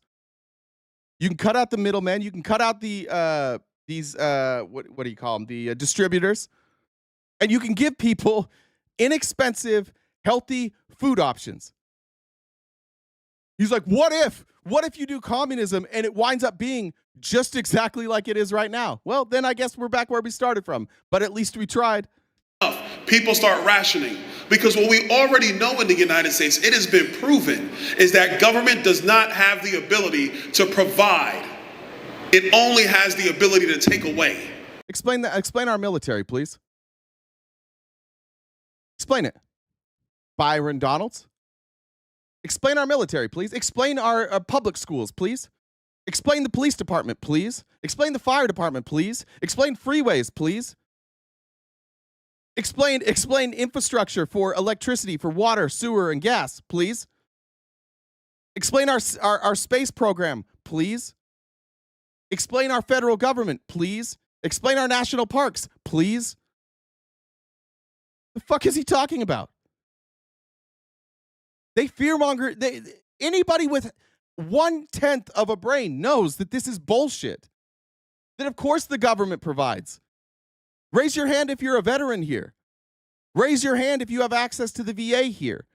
Raise your hand if you're a disabled veteran here. Does the government provide? Yes. Why? Because you guys went and you fought for us. Because the government provides defense. I have no clue what he's talking about. This hysteria is baffling to anybody with an IQ over 12. Everybody knows that the government pays for shit and it works. And sometimes the government pays for shit and it doesn't work. And I would point you back to the military, where they decided to like bring in private contractors and start paying private contractors instead and allowing for like mercenaries. That's where I would say that the government doesn't work. When you allowed the free market into the military, that's when we really started getting fucked up. Now there's an incentive. Like these guys, Raytheon, Halliburton, Boeing, they're all pumped every time we go do some bombings. When we bomb Iran, their stock price goes up. So now we added this extra incentive to spend more money to take care of capitalism. Brian said Roger Goodell refused to sign his $64 million a year as NFL commissioner until they threw in lifetime health insurance. Hell yeah, Roger Goodell. One good move his whole life. I didn't see that. Rory, thanks for the super chat. Joe said in the Netherlands, a double lung transplant is covered by our basic insurance that everyone pays for. Then he said we pay. Oh, I got that one already. It does not have the ability to let you flourish. It only has the ability to put its boot on your neck. So as a conservative and as a Republican member of... Y'all feel like there was a boot on your neck when you were going to public schools? Is that how you got in there, with a boot on your neck? Congress, we have to make sure that people know the truth. And the truth is simple. The only way for people to thrive is when you elect people who are committed to the principles of individual liberty, those who are committed to the U.S. Constitution, those who are committed to free markets, and they're not going to run around on... Why is free markets there? I hate to break this to anybody, whether you're a socialist, communist, free market capitalist, anarcho-capitalist. I hate to break it to you. Our Constitution doesn't say anything about the economic structure. This is just co-opting the Constitution. This is bastardizing the Constitution. In fact, the Constitution, it's pretty fucking clear. Provide for the common defense, promote the general welfare, ensure the blessings of liberty to ourselves and our posterity. Provide for the common defense. Promote the general welfare. It seems like those are directives from our founding fathers to make sure that the government is providing for your defense and your general welfare. It seems like the government explicitly has a role to do that. This party's adding in at the end, like the government, you got to stick to the Constitution and free markets. I don't think the Constitution says a goddamn thing about free markets. And again, I'm not opposed to free markets. I love free markets. This right here, what I do, this is free market capitalism right here. I don't make a living if the people don't choose to watch me, if the people don't choose to donate to me. This is as free market as it gets. Ironically, every day you guys come in here calling it socialism. I don't make a living if you don't choose to turn on this channel and send me money. That's how it works. I'm not opposed to free markets. I live in it. I don't get there's no government benefit for me. I'm not funded by anybody. The government's not giving me subsidies. In fact, despite the fact that it's like I don't make a lot of money, I don't think I could qualify for any sort of subsidy for like healthcare. This is the free market. I'm not opposed to it. But when it doesn't work, it doesn't work. So we shouldn't have things like healthcare operating in the free market. You know why healthcare doesn't operate in the free market? Because how much are you willing to pay for your child not to die? Unlimited. Tell me the number that I'm like. Somebody comes to me tomorrow and says it's $5 million in order for your child to survive. I'm like, okay, I'll go bankrupt. Fine, anything, literally anything for my child to live. Those aren't free market principles. The free market would be like there would be competitors. I'd have hospitals lining up saying, I'll do it for this much. I'll do it for this much. I'll do it for this much. That would be free market capitalism. But I don't have that opportunity. And then healthcare dilutes it even more because healthcare says once you are a part of a healthcare system, you can't go out of our network. A friend of mine was talking to me last week about trying to get diagnosed with ADHD and being medicated, but it's outside of their provider or their coverage. That's not free market. That's the opposite of free market. Our healthcare isn't free market capitalism. Our healthcare isn't free market at all. It's them telling you, give me money and I'll decide whether you live or die. And if it's too expensive for you to live, then you're going to die. Sorry. On their Instagrams, coming up with cheap, silly videos talking about how they can make life better when they've never had a job. Typical lib complaining for $1. What's he doing? Is this a lib here? What's he doing? He just did 2.5 minutes bitching about the United States of America at CPAC. Who pays him? What's he doing then? Yeah, baby. Like, yeah. Criticizing the government is my job. Sorry. That's what you do. You should criticize the government. Matt said that. You should applaud what I do. Whether you agree or disagree with what I do, you should applaud the fact that Americans stand up and criticize their government and offer an argument that's different than yours. And if any of you have an argument against that, JenDub1, right up there in that left corner, add her on Discord. You can come up here and talk to me. Is dipshit here that says I ran from him? Remember that guy that came up on Friday when all the Republicans and all the Democrats were like, we're just like, can we get rid of this fucking idiot? And he still thinks he's up here. Yeah, I've been arguing with that guy in I sent you some of my I don't know, you probably didn't see it. We've been having our conversation by GIF this morning. Yeah. So, What does he want? he wants to debate you on 9/11. He's unhinged. I don't know if you really want to give him the attention. Yeah, bring him up. He's all right. Fine, Brian. I'll send you the link again. I'm gonna be short. I'll have a short leach on this. He's got 15 minutes tops. I'll let him make his case, and then he's got to go. All right. Okay. But before I do that, so we've got roughly 2 hours left of the show. So we need to do some more damage to that gift goal. Venmo, Cash App, PayPal, Super Chats. All of that go towards knocking out that. We have, like I said, 2 hours left to wrap that up. So if you guys help us out, do that before 1 o'clock Pacific time, I would appreciate it. If you haven't subscribed to us on Twitch, please do so. You can use an Amazon Prime sub. On YouTube, we have 4 different memberships, or you could subscribe for free. Just like the weirdo who's been in my DMs for 2 days. And I'm just responding to him with gifts. How he got in was that Venmo username, JenDub1. You can add me on Discord. Fun fact, if you get annoying, I will probably just have conversation with you by Jeff, because I think it's funny. That's how you talk to me. True, I do that. 100% true. Does that mean? Well, I mean, sometimes you get on my nerves, but you know that we've been over that. So, Okay. Let me know when he's here. I'll go to the next story till he's here. All right. I'm not doing it though. Check out the link tree for our other socials and our merch. Stop gambling with cows. Yeah. The stakes are too high.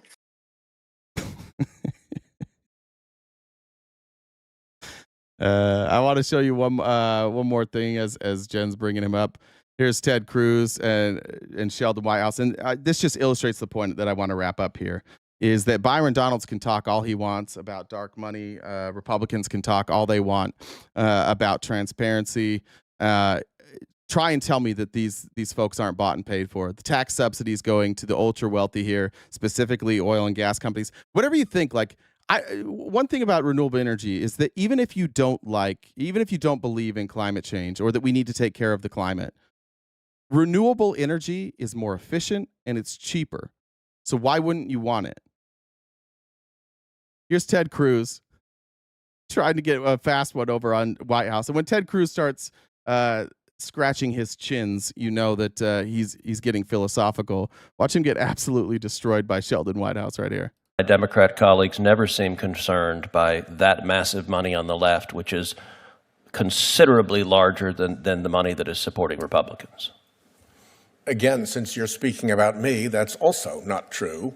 I am the actual lead sponsor of an act that would end dark money, and it wouldn't end it just on your side. It would end it for everyone. Everyone would know who is funding people's campaigns. And every Democrat votes for that bill to get rid of dark money, and every Republican votes against that bill to protect dark money, largely because the fossil fuel industry's dark money is the lifeblood of the Republican political operation. You don't want to see that exposed. They never, everything they say, it's always projection. Like, this bill gets brought up like every couple years, and Republicans shut it down every time. In fact, so much so that there's a story in the New York Times, and you guys can read this. It'll be dropped in there. I've got it highlighted. But today, the Supreme Court has agreed to hear a major campaign finance challenge. And what is the challenge here? What are the Republicans challenging? The Supreme Court agreed to hear a major challenge to longstanding limits on how much political parties can spend in coordination with federal candidates. A political party exists to get its candidates elected, lawyers for the Republicans argued. Yet Congress has severely restricted how much parties can spend on their own campaign advertising if done in cooperation with those very candidates. They're limiting the amount we can spend. How dare they? There was a 2001 decision saying that spending limits were justified. It was a district court ruled that spending limits could be justified and that you couldn't have unlimited spending on political campaigns. And the Republicans fought against that. Under the Trump administration, the Election Commission has sided with the challengers, filing a brief to say that it agrees that such restrictions violate the First Amendment. The Republicans are in court today arguing that unlimited spending by dark money groups is limiting that spending would be a violation to the First Amendment.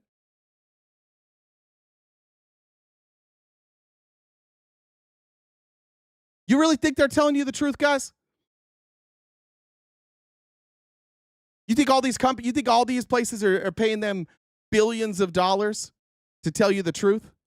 That's what you think? They're fighting right now in court to say that the more money you have, the more say you should have on things. The more money you make, the more influence you get to have. And that if the government says that you can't give all this money to a candidate, that if there's any limit to how much money you give to a candidate, then that infringes on your free speech. Ted Cruz tried to pull that. I can't believe he said that. I honestly can't believe he was like, oh, Democrats don't want to. AOC and Democrats put out a bill saying that we would end not like investing, that people in Congress couldn't invest. You couldn't get any Republicans outside of Matt Gaetz to co-sponsor that bill. Republicans wouldn't even vote on it. Every year, the Democrats say, look, we'll play by the same rule. We're going to play by the same rules. But what Republicans always tell Democrats is just don't take the money then. And Democrats say, well, if we don't take the money, then you guys are going to have billions and we're going to have nothing. So what if we just all stop taking the money? And Republicans go, we're going to take the money. We're going to need these billions of dollars. Thanks. This is not the party of freedom. This is not the party of free market capitalism. This is not the party that supports you. All right, let's see. All right, what's up, Brian? Go ahead, make your case. We're going to need these billions of dollars. What? I'm sorry, make my case? Yep. Okay. There are a few things that seem rather short-sighted when it comes to the controlled demolitions of the Twin Towers. The first thing is going to be the amount of time it took to destroy 110 stories of each building within 11 seconds. What's your background, by the way? Are you a engineer? Partially, yes. Yes. What do you mean? It's in the water, oil, and gas industry with valves.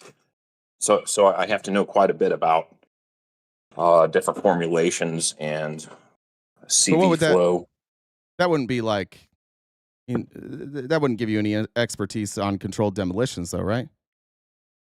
Would it give me any expertise on the materials that were used to build the Twin Towers? That's not what I asked. The answer is yes. But that being said, I can point to numerous anomalies. The first one being, it's without some sort of incendiary. I'm not claiming to know what or who or why. I'm more interested in the how. And using Newtonian physics, which has been around for hundreds of years, we know that when an object is standing still and another object pushes on it, there will be an equal and opposite force applied from the bottom part. Okay. So if we're talking just a standard 75 stories in the bottom, 25 stories, 35 stories up top. I think one of them hit around the 90th floor. The other one hit around the 80th. All that being said, long story short is we're talking about a lesser force being applied to a larger force, and somehow the lesser force is the well, they called it a pile driver. Well, can I ask in you the a question? Bazan paper before I'm not an expert at this, but I like if you have just understanding gravity. If you have a jetliner hit the building and you have jet fuel, which causes high temperatures in fire, which we know can weaken steel, and the jet fuel would go down, and so everything below would be weakened. Everything above would likely stay. At least it has the weight. Why? It seems to me that if you have jet fuel weakening the steel structures, then it would fall. I understand I understand what you just said there, and I agree with you. That does seem to be something that could work if the elevators went from floor 0 to floor 110, which they did not. They were broken into three different. Whoa! They were broken into three different parts. I'm just asking you why There's elevators absolutely matter. no way that gasoline could have gotten to anywhere near the bottom, anywhere to take those bottom. Why are we talking about the elevators? Out. Why are we talking about the elevators? Where do you think that? Where do you? How would it? Are there gutters inside the Twin Towers that would somehow magically make it go down to the bottom floor? I feel like I'm asking you a question. Why are we talking about the elevators? Because the elevators were designed in 3 different levels. But why are we talking about them? What does that have to do with anything? Well, you just told me that fuel somehow got to the bottom to weaken the structure. And I was reporting with a very solid description. Well, couldn't it burn? Not really being possible, sir.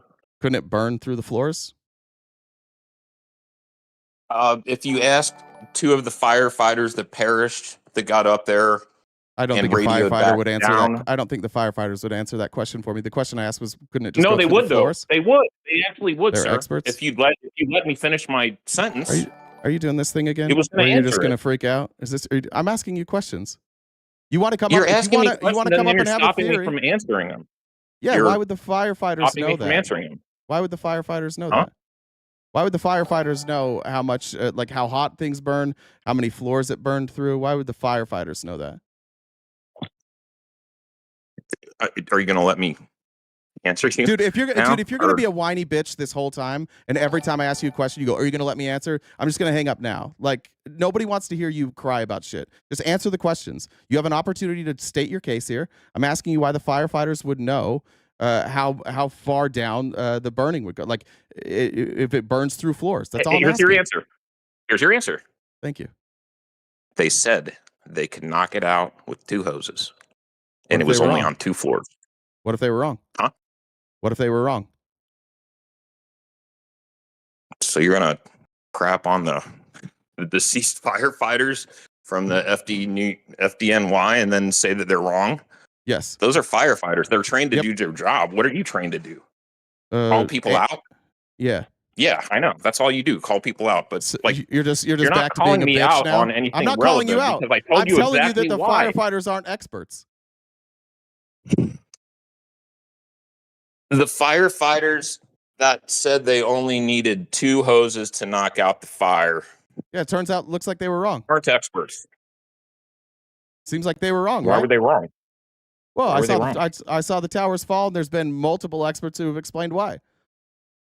I've seen every one of these claims in I've seen every one of these claims debunked why? in Fahrenheit 9/11. Why what? Why are you denying the firefighters and using that as your reason to debunk Because they would be controlled demolition? because they would not be the experts I would rely on. Two dead firefighters who said they needed 2 hoses is not a good enough explanation for me to say that this was a controlled demolition. What about the time it takes? And I started out the conversation with this, but we somehow moved on. What about the and we time didn't it really takes? address that. What about the time it takes? 11 seconds to take down 110 stories twice. How long should it take? Well, here's the thing. Do you know about the conservation of momentum? How long should it take? No, please answer my question. And how that works in Newtonian physics? I'm just the asking you how long conservation of it should momentum take. is an idea, sir. I'm just if you're asking going to you let me how long it speak, should let me take. speak. If you don't want to let me speak, I want you to go answer ahead the and keep question. interrupting. I want you to answer the questions I ask. How long should it take? I was going to answer that, but you interrupted me again. It should just be a number. You should just be giving me a number right now. It's called the conservation of momentum. That's not a number. If the steel, see, this is why you're not good at debating people, is because it's not a number. No, conservation of momentum is not. Well, a you number. chose a number. You said it's it shouldn't. Theory, You said 11 seconds is the wrong number. What's the right number? Give me a range. You can give me a range of numbers. What's the range? How long should it take? Like normally, what should we expect to see? If I'm supposed to, and I'm not talking about numbers right now. You're going to stick to the numbers thing and then hang up on me. Is that your goal here? You said 11 seconds. I'm wondering what it should be. I'm not debating you, by the way. I'm asking you questions. Yes, please. You want to let me answer then? Yeah, the range of numbers that it should. Yeah. You want to let me answer without demanding a specific answer? No, I want a specific answer. Okay. Well, if you want a specific answer, you're not going to get it because that's not how the conservation of momentum works. When you have a specific what happens answer, is the you're muted. When you have a specific answer, Brian, you're welcome to come back. All right. Have a good day, bud. Nobody gives a shit.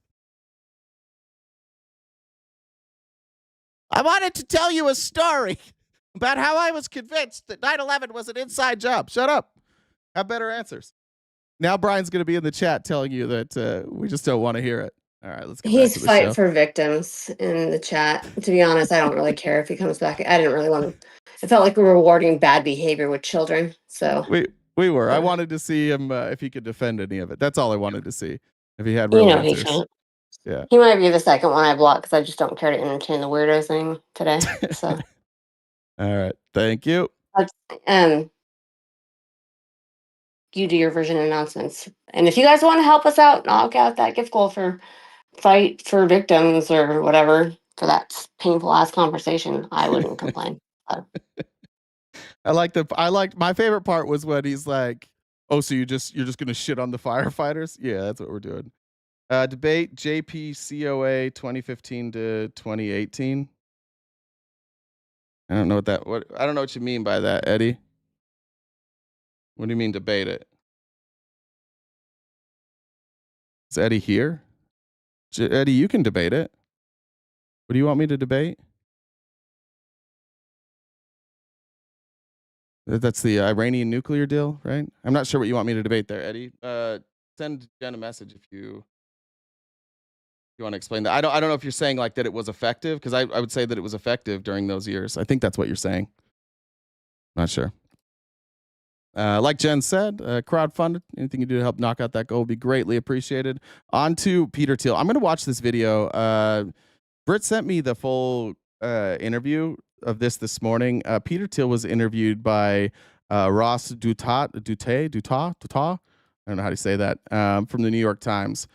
And everything I've heard is that this is a batshit interview. But I wanted to show you this 3-minute clip of Peter Thiel. And the reason I'm showing you Peter Thiel is because of how much influence Peter Thiel wields on very influential people in this country, specifically J.D. Vance. Peter Thiel has funded every political movement J.D. Vance has ever made, and every business movement J.D. Vance has ever made. And he plucked him out of school. Like, Peter Thiel is a bit of a groomer. And I want you to just hear Peter Thiel, who, again, has J.D. Vance's ear. And is the reason J.D. Vance went from never Trump to Trump is because Peter Thiel told him to. You remember all those, I'm a never Trump guy? Then Peter Thiel's like, no, get on board with this. He's also the one of the initial investors in Palantir, which was their very first contract, and the reason they exist was to work for the CIA. He believes that all of you should lose the right to vote, and the only elites should vote. He gave heavily to Trump's campaign and has given material support. It's just a reminder that I do think that all of you Republicans in here, I don't think that any of you want what Peter Thiel wants, but I do think you are far too trusting of the people that Peter Thiel has put in office, that they won't go along with this. Because if Peter Thiel gets what he wants, all of these politicians like J.D. Vance, they're along for the ride. They get it too. Maybe J.D. Vance gets to be president in Peter Thiel's world, but I want you to watch this interview because Peter Thiel is a crazy person. You would prefer the human race to endure, right? You're hesitating. Yeah, well, yes? I don't know. I would. This is a long hesitation. This is a long hesitation. There's so many questions implicit in this. Should the human race survive? Yes. Okay. But I also would I also would like us to radically solve these problems. Right. And so, it's always, I don't know, transhumanism is this, the ideal was this radical transformation where your human natural body gets transformed into an immortal body. He believes in transhumanism. This is kind of one of his goals. Elon as well. They want to make human beings immortal. That's part of their stated goal. And of course, that would just be the rich that would be immortal, right? But I promise you this gets more weird.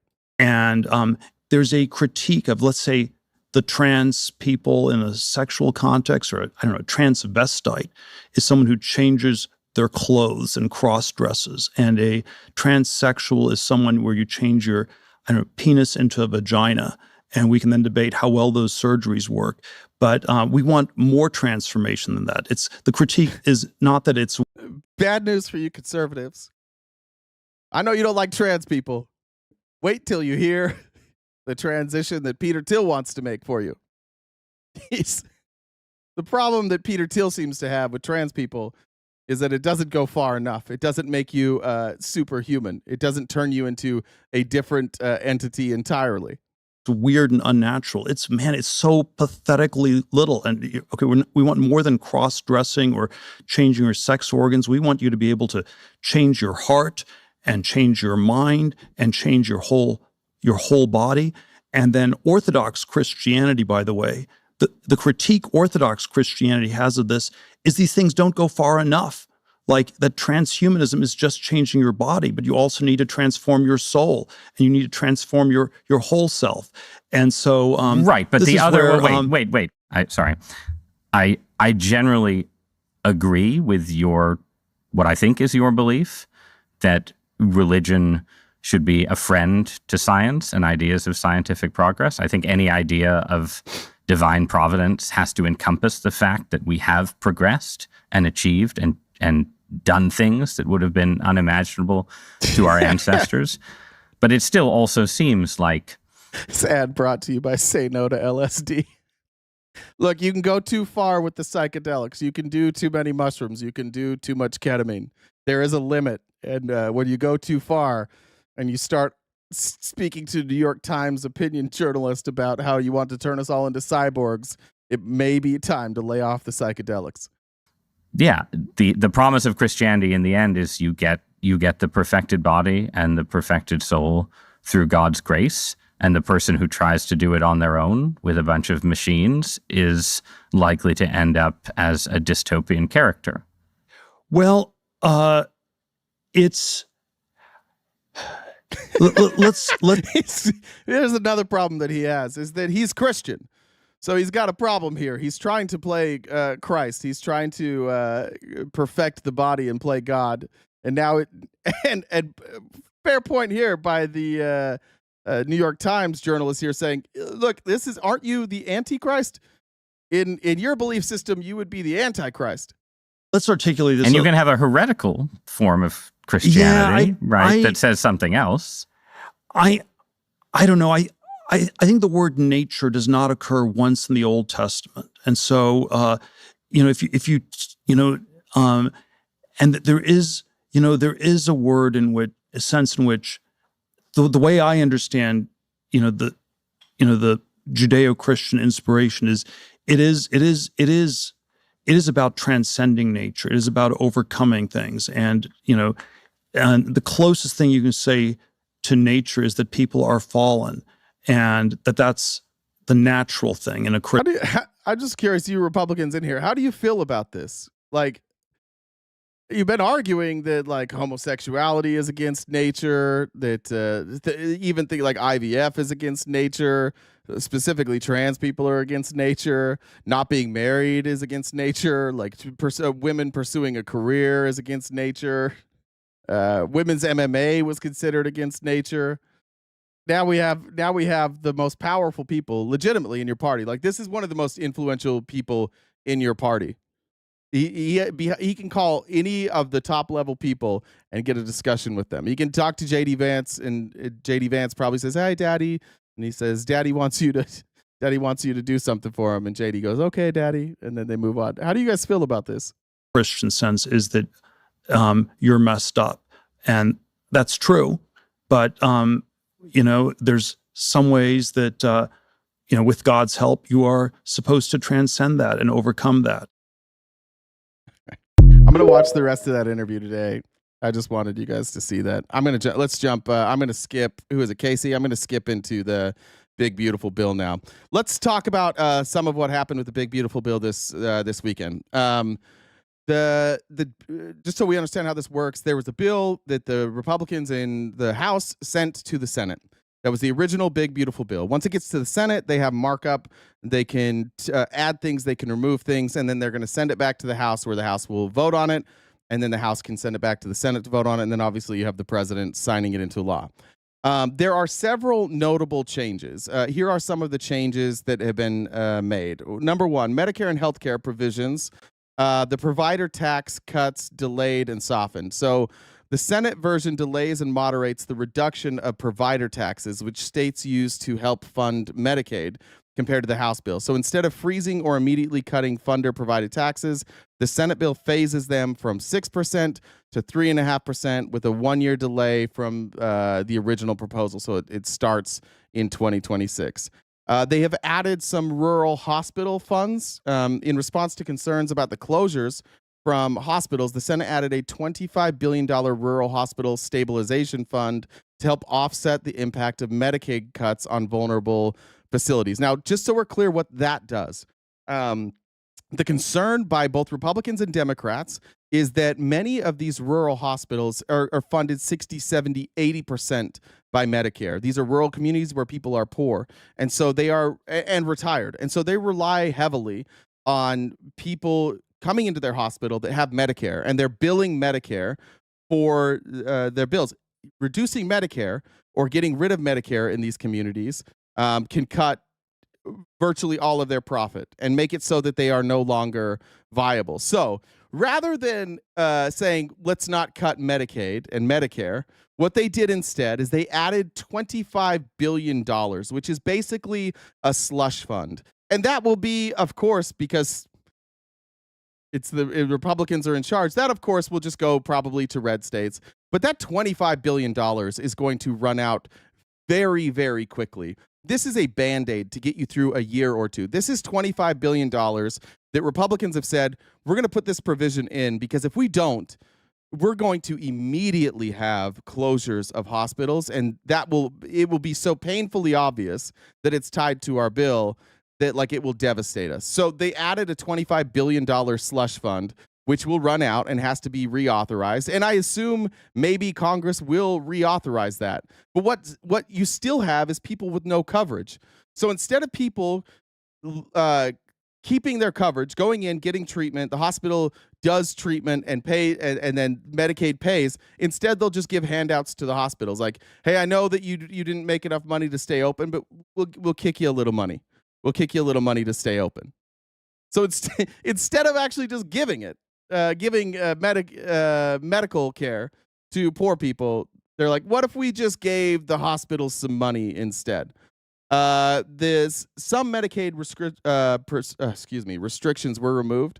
So the Senate parliamentarian, which we talked about on Friday, who goes through and they make sure that things they go through the bill and they say here are things that may require a 60 vote threshold in order to get passed. So after the parliamentarian ruled that some of those provisions, like cutting federal funds to states that use Medicaid infrastructure to cover undocumented immigrants and banning Medicaid from covering gender transition services, those require a 60 vote threshold. So those have been removed and they can't be included under reconciliation rules. So those have now been dropped from the bill.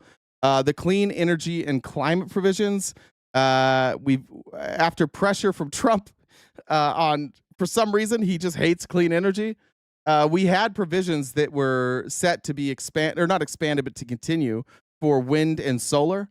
But after Trump went on his tirade the last week about how much he hates wind and solar, they are now tightening the restrictions on those tax credits, requiring projects to be in service by the end of 2027 in order to get those tax credits. I think previously the number was 2030. So now they've moved up that date, which is going to just mean that these solar projects aren't going to get funding from the federal government, which means many of these solar projects will just stall and you will have like half completed projects sitting there as eyesores, but nobody's going to invest in them. The rooftop solar carve out, which shout out to my friends who do door-to-door solar cells, and you make a lot of money, and you all put on those Trump caps, and you bumped chests, and you talked about how dope Trump was.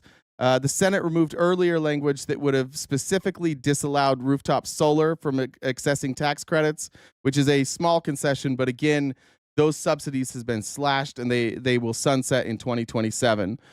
There's an extension for nuclear and hydrogen power. The Senate retained and in some cases extended credits for nuclear, geothermal, hydropower, energy storage, and clean hydrogen, while again cutting from wind and solar in order to pay for those. So that's pretty cool. Not true. I lost my Medicaid and not an illegal daughter lost hers too. These aren't predictions, brother. Jeremy, these aren't fucking predictions, you dipshit. These are in the bill. I'm reading the fucking bill. These aren't predictions. The dates that I'm giving you are written in the bill. This is the problem with you Trump folks. When you hear stuff you don't like, you just assume that it's wrong. I'm reading the fucking bill, dude. This is all stuff I pulled from the bill. None of this is a guess. My guess, you'll hear my guesses later. I will definitely say what I predict is going to happen, but we're not there yet. Right now, I'm just telling you the stuff that happened, which is why it sounds like I'm reading it, because I'm reading it from the bill. And then they accelerated the end to EV credits for electric vehicles. That now ends September 30th, 2025. And I think the sunset version in the House was in 2026 or 2027. So we've moved up the end of those EV credits, which is fucking terrific. That means that auto manufacturers are less incentivized to do electric vehicles. All of this is just, the reason that you do this is because you got a whole bunch of money, and here's the speculation, you got a whole bunch of money from oil companies, and they don't want to see the changes with electric vehicles. The car manufacturers do. They want to build what people want, but the oil companies want American vehicles to be on oil as long as possible. And so that's why you strip that. Swish said the secondhand embarrassment with Brian is painful. I missed that one. Jeremy, thank you for the donation.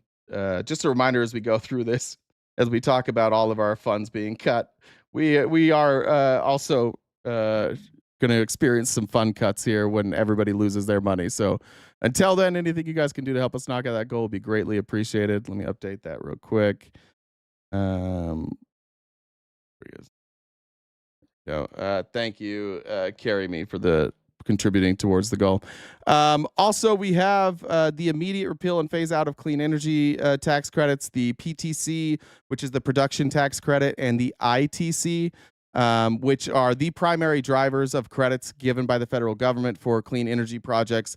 Those started in 2022. We're going to get rid of those now. Most of those credits for new and used vehicles, home energy efficiency, and clean manufacturing, those are getting taken out. So there were credits for people to get insulation, more efficient, like windows, roofs. All of those now are going to be rapidly phased out. And there's different expiration dates for all of them, but all within the next year and a half. Now it says that all projects within 60 days of this bill passing, they have to be operational or else they will lose their ability. So once this bill passes, if you have any of these credits that apply to your new construction, if you don't start that within 60 days, those projects will be canceled. Again, this is the way for the government to pay for tax cuts for rich people. That's all this is they're saying there's all these things that cost the government money that are good for our economy, that investing in our economy, investing in renewable energy. Instead, the oil barons have said, I've given you, Donald Trump, a lot of money, and he promised to cut their taxes. And in order to pay for some of that, we have to get rid of all of these subsidies for renewable energy. The bill also imposes new taxes on any wind or solar components that are sourced from China, which means we have to start manufacturing here, which is going to set our ability to match China's renewable energy, accomplishments. That's going to set us back by decades, probably. It makes the clean energy far less competitive. We have massive reductions in new renewable energy capacity. 50 analysts say between 50 and 72% of new clean energy capacity added to the grid by 2035 is now going to be stripped. So we had projections by 2035, reduce those projections by 50 to 72%. This means less wind, less solar, less battery storage, more reliance on fossil fuels, and less reliable grids. Solar is a great way to keep a grid effective and a grid maintaining, because you have solar energy coming in. It's adding to the total energy for your grid. You're less likely to have blackouts and brownouts. So that's pretty cool. Let me go play you some clips now from Republicans in this bill, and hear them now brag about all the things that they're doing. First, I want to show you the polling on this. We have Washington Post, which is now a very hyperly aggressive pro-capitalism newspaper, underwater by 19 points for the big, beautiful bill. Fox News has them underwater 21 points, and I don't know what KFF is, underwater by 30%. Deeply, deeply unpopular. Why? Because it hurts all of you and it benefits the billionaire class. Here is a statement from the North America's Building Trades Union, which is one of the biggest trade unions for construction in the company. They put out this statement today. The revised Senate draft released last night is a massive insult to the working men and women of North America's building trade unions and all construction workers. This is not what they voted for. If enacted, this stands to be the biggest job-killing bill in the history of this country. Simply put, it is the equivalent of terminating more than 1,000 Keystone Pipeline projects. Remember for the last 4 years how you guys got to bang us over the head every day about the Keystone Pipeline and how that caused oil prices to skyrocket, even though that was tar sand oil. It didn't actually cause oil prices to skyrocket. This is the equivalent of cutting 1,000 of those. In some cases, it worsens the already harmful trajectory of the House-passed language, threatening an estimated 1.75 million construction jobs and over 3 billion work hours, which translates to 148 billion in lost annual wages and benefits. These are staggering and unfathomable job loss numbers, and the bill throws yet another lifeline and competitive advantage to China in the race for global energy dominance. You could make a compelling argument. And given that the video I showed you earlier, you could make a compelling argument that Donald Trump is doing the bidding of China. He is doing the exact opposite of what we should do to try and make up the gains China has made on us. And Trump's like, fuck it. What if we did the opposite? What if we did even more of the shit that that is causing us to fall behind China? That seems to be what this bill is about. I think you could make a good argument. I don't think it's true. I just think Donald Trump's a dipshit and he's corrupt and he took a bunch of money from oil companies. But I think you could make a solid argument that he's doing exactly what China wants. Our 3 million members are ready, willing, and able to build this country into the world's undisputed energy superpower. But this bill takes away their jobs and undermines that mission. Slashing energy tax credits and layering on harmful restrictions is no way to power America's future, economically or in terms of national energy security. Critical infrastructure projects essential to that future are being sacrificed at the altar of ideology. We are especially outraged because all of these job losses for hardworking Americans is being done for one reason only: to make room for more tax breaks for the wealthiest corporations and individuals in America. Among other troubling provisions, this proposal will also raise healthcare premiums through the inevitable cost shifting onto our members caused by the cuts to Medicaid. We strongly urge our Senate Republican allies to keep pressing their leadership in the administration for a better path forward for construction workers, because this one is certainly not it. The working class of America is deeply against this. The majority of Americans are deeply against this. There are precisely two groups that are fans of this bill: the ultra wealthy and the dumbass Republicans. And when I say the dumbass Republicans, I mean the ones who say, I'm going to throw away my future and the future of my children and their children's children, and I want everything in America to get more difficult for working class people so that billionaires can get a tax break. Those are the only people in America who agree with this. Everybody else, right before I started, one of my closest Republican friends was saying, I can't fucking believe this. They work in the construction industry in a deeply MAGA owned, very like a Christian construction company. And they're all concerned about this. This bill, I don't think I've ever seen any bill more universally discredited by economists. Every economist in the world is like, this is terrible. There are no economists saying that this is good, except for Art Laffer, who has been wrong about everything since 1982, who's such a joke that nobody will even hire him anymore. He completely destroyed Kansas. There, legitimately, folks, I don't know how to tell you Republicans this. There is nobody no economist who thinks this works. And no Republican, including Scott Bessent, who is by far and away the smartest person in the Trump administration, he can't explain it either. He's using magic math where, 5 years from now, after all of these rich people trickle down that wealth, America will be in a better place. And we will pay for the tax cuts later on down the road. This will all pay off in the long term. And I've heard Scott Bessent make some compelling arguments before on other issues. He doesn't have one here. I think he's very aware of what this is going to do. This is going to be devastating. And there's that part of maybe some of us who are in the political realm that's like, well, they're shooting yourself in the foot. At least this is going to cost them the midterms, which it will. But this shit's hard to undo. And we are teetering right now on economic disaster. And if the economic growth that they rely on, that the numbers don't show, like Republicans are going to rely on a lot of economic growth that they think is going to come in terms of returning manufacturing and tariffs. They think that is going to pay for this. There is little to no evidence that that's going to work. We've already seen what happens with tariffs. Tariffs are already not matching tax revenue.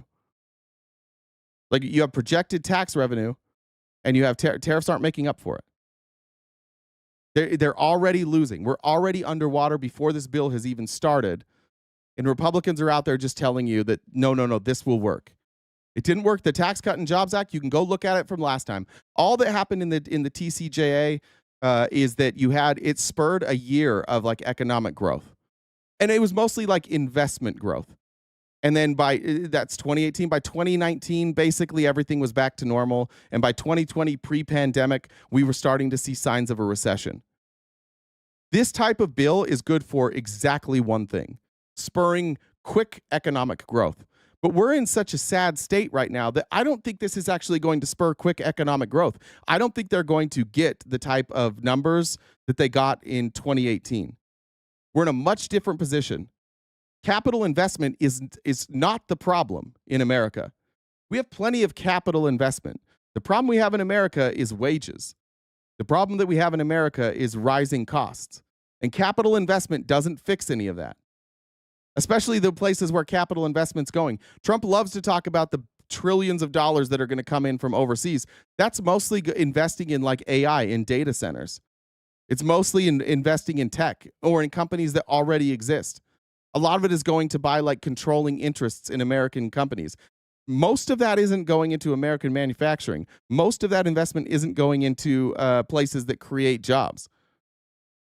This is just one of those few times in the history of our country where this is so transparently bad that even the Republicans can't explain it.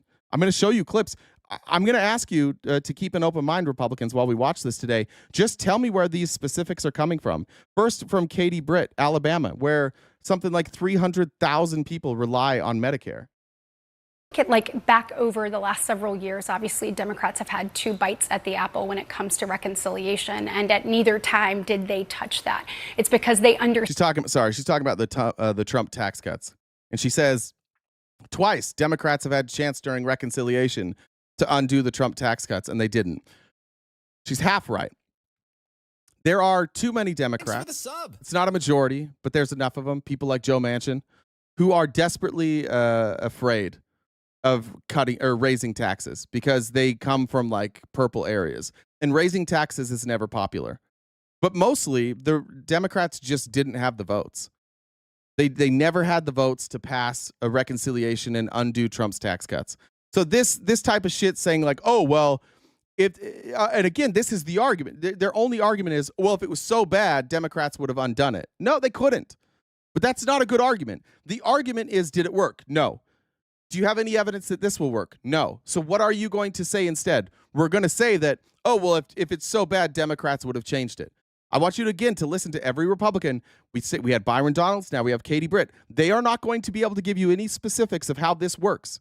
They're just going to tell you that Democrats are bad, they want socialism, and that this will work. And that's it. They won't tell you how. At neither time did they touch that. It's because they understand that when you're looking for job growth. Trump has the votes now, and he's only been in office. Yeah, do you know how this works? I'm concerned that you don't know how this works. Yeah, there was an election in November, and Republicans got control of the House, the Senate, and the presidency, so they have the votes. Any questions about that? Your guys' whataboutism is so far beyond stupid, it baffles me. Like, you guys say some of the dumbest shit without ever just understanding how our legislature works. Do you know we would have had to cross the 60 vote threshold in order to undo a law that was already in place? We weren't going to get 60 votes to undo Trump's tax cuts. There was no way to do that. But I swear to God, some of you just have no clue how any of this works. You're just like, your knee-jerk reaction is to just defend Trump. Do you really not know how this works, honestly, Michelle? Do you really not know? They haven't gotten rid of all the Democrats yet, so they don't? What? Bro, what? Oh, my. All right. Never mind. I got to ignore you. and you're looking to actually build the economy, they know that the TCJA worked. And so us being able to continue to make sure that we're creating opportunity for Americans coast to coast, the numbers showed themselves that the economy began moving. The numbers that we had seen previously from OMB were put to shame. And President Trump's previous TCJA actually made significant strides in that direction as far as... It didn't. She's just saying shit. I just told you. You can go look at it yourself. Go look at the Economist warning of a recession in 2020. Yes, the OMB's numbers were wrong. The OMB's numbers are always wrong. Every single person's projections are almost always wrong. It's impossible to project. You can only have like an idea.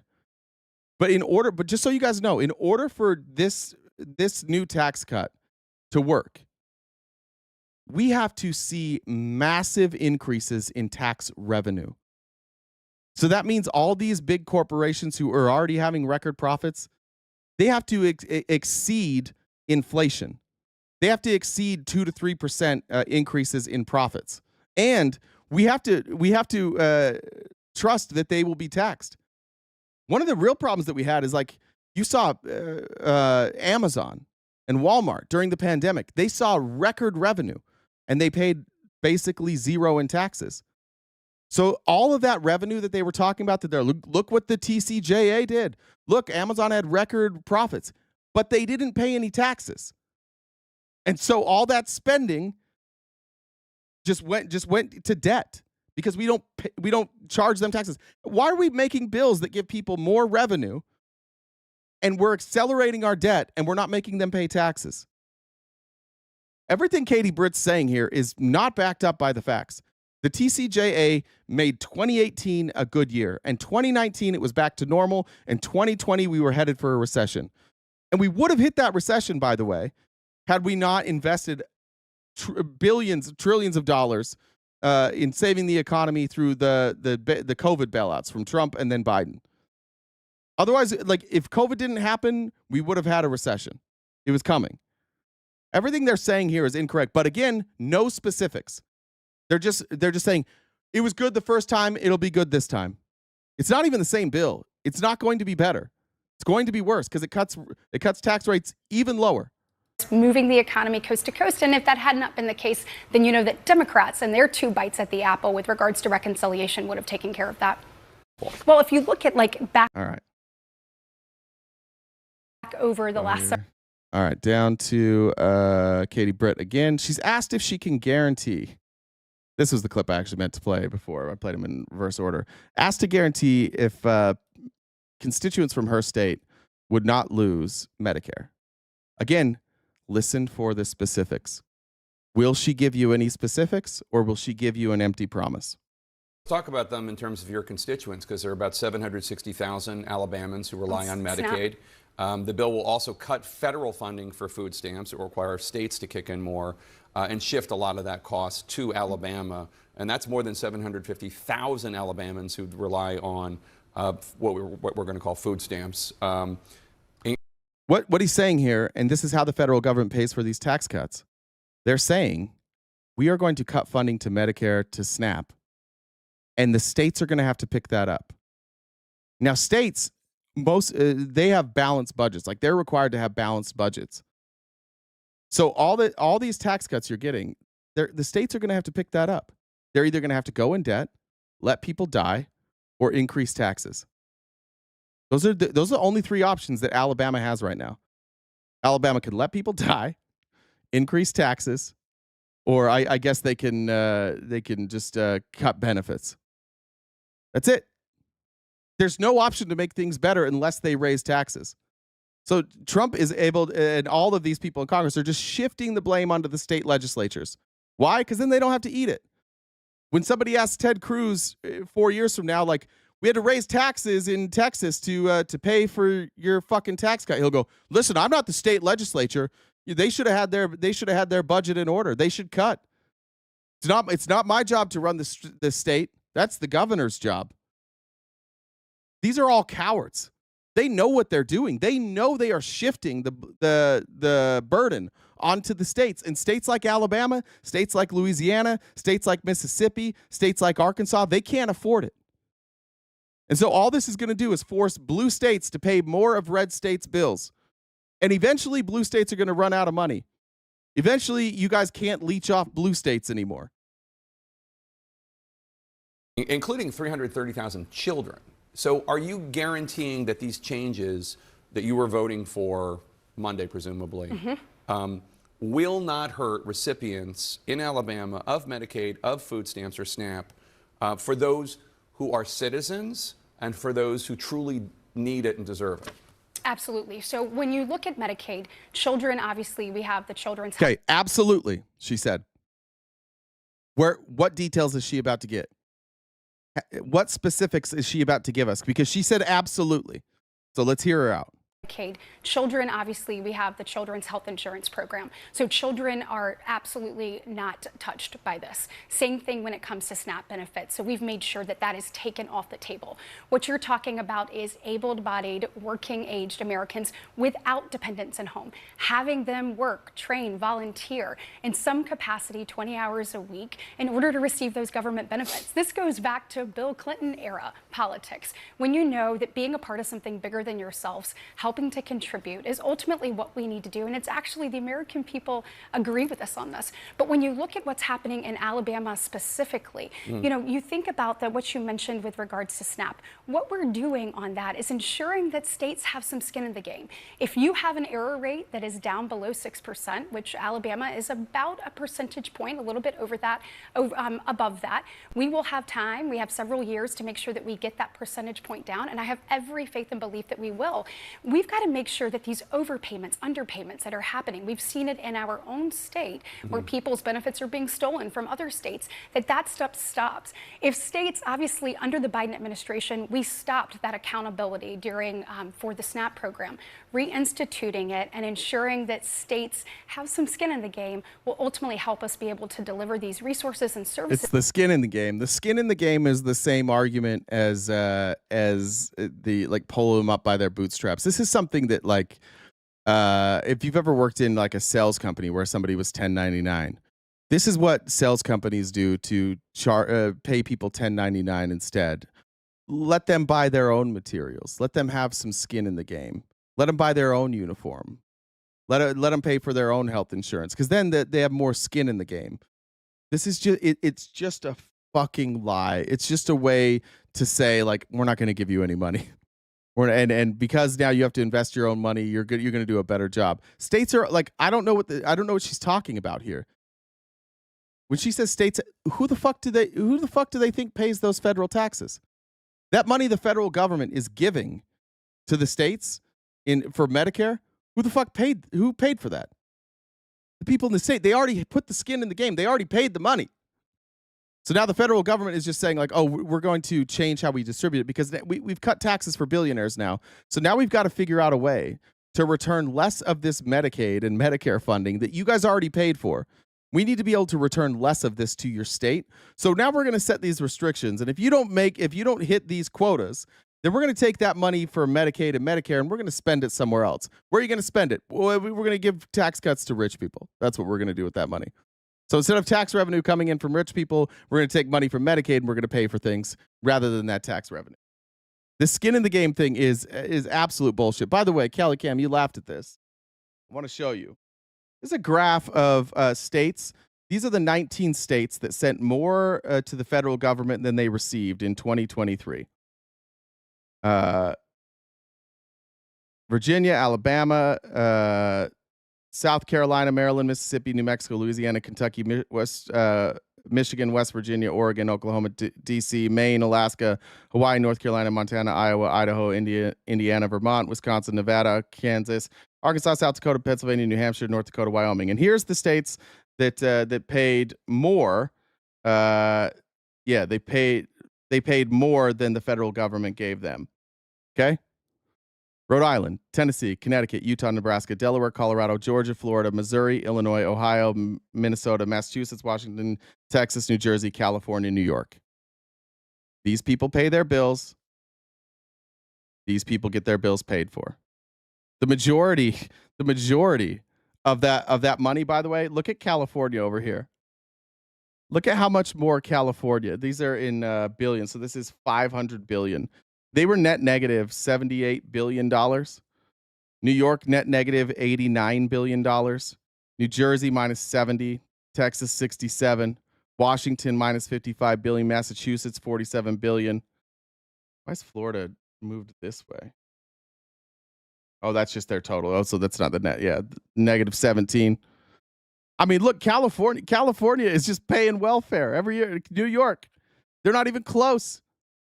Not even fucking close. Meanwhile, look at Virginia plus 79 billion. Now, Virginia is different because a lot of this is like a lot of this money is going into Virginia because of the military.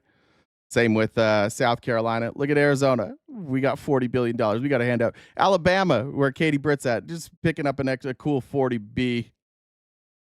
Who else is a big one? Pennsylvania, 965 million. It's pretty small potatoes. Yeah. That's what I was talking about, bud. That's what I was talking about. California, you guys shit on California all you want. If California goes away, the country collapses. When the stream ends, Callie lays on his bed and stares at the photo of RTP on his wall. That's not all he does. Hand check, Callie Cam. We've got a hand check there. All right, moving on. Here's Lisa Murkowski. Now, this is actually pretty gross. Lisa Murkowski on Friday when we left. Lisa Murkowski, a lot of people thought, oh, she's going to stand up. And she said, like, I may vote with Democrats because this is going to hurt Alaskans. And so I may vote along with the Democrats. I may vote against this. Instead of fixing the problems that are going to hurt people, especially in blue states, what the Republicans offered instead is, hey, Alaska, what if we just carve out a special exemption for you? So it's going to hurt. It's going to hurt people all around the country, but we need your vote, Alaska. So we're going to make special rules just for Alaska so Murkowski can vote for you or vote for this. A new provision called allowing individuals in a non-contiguous state to be exempt from enforcing new work requirements imposed on SNAP, formerly known as food stamps, appeared aimed at mollifying Ms. Murkowski of Alaska. Her state would be hit with billions of dollars in nutrition assistance costs as a result of the legislation, and she had cited the provision as one of her chief concerns. This bill also includes new health provisions designed to benefit Alaska, as well as new tax benefits for fishermen in the state's waters. How did they get this provision to pass? Just give Lisa Murkowski some handouts.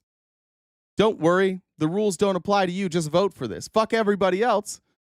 Fuck all those other states where it's going to hurt people. But we really need your vote. So we'll carve out an exemption to the laws. One state just gets different laws. I guess Hawaii would probably, this would count for Hawaii too. We just made cutouts. This is how our government works. You know how fucking embarrassing this is? We can't just do a law that's beneficial for everybody. And when Murkowski, no principles whatsoever. Well, as long as the people in my state are fine, I could give a fuck about the rest of America. They just give her a little carve out and suddenly she falls in line. Why? So that billionaires can get more money. Not one goddamn person in this chat is going to see any benefit from this. You're all going to be hurt by this. But at least those billionaires are going to keep more of their money. And that's what we're really looking for. Here's Rand Paul. He's just absolutely nukes the math here.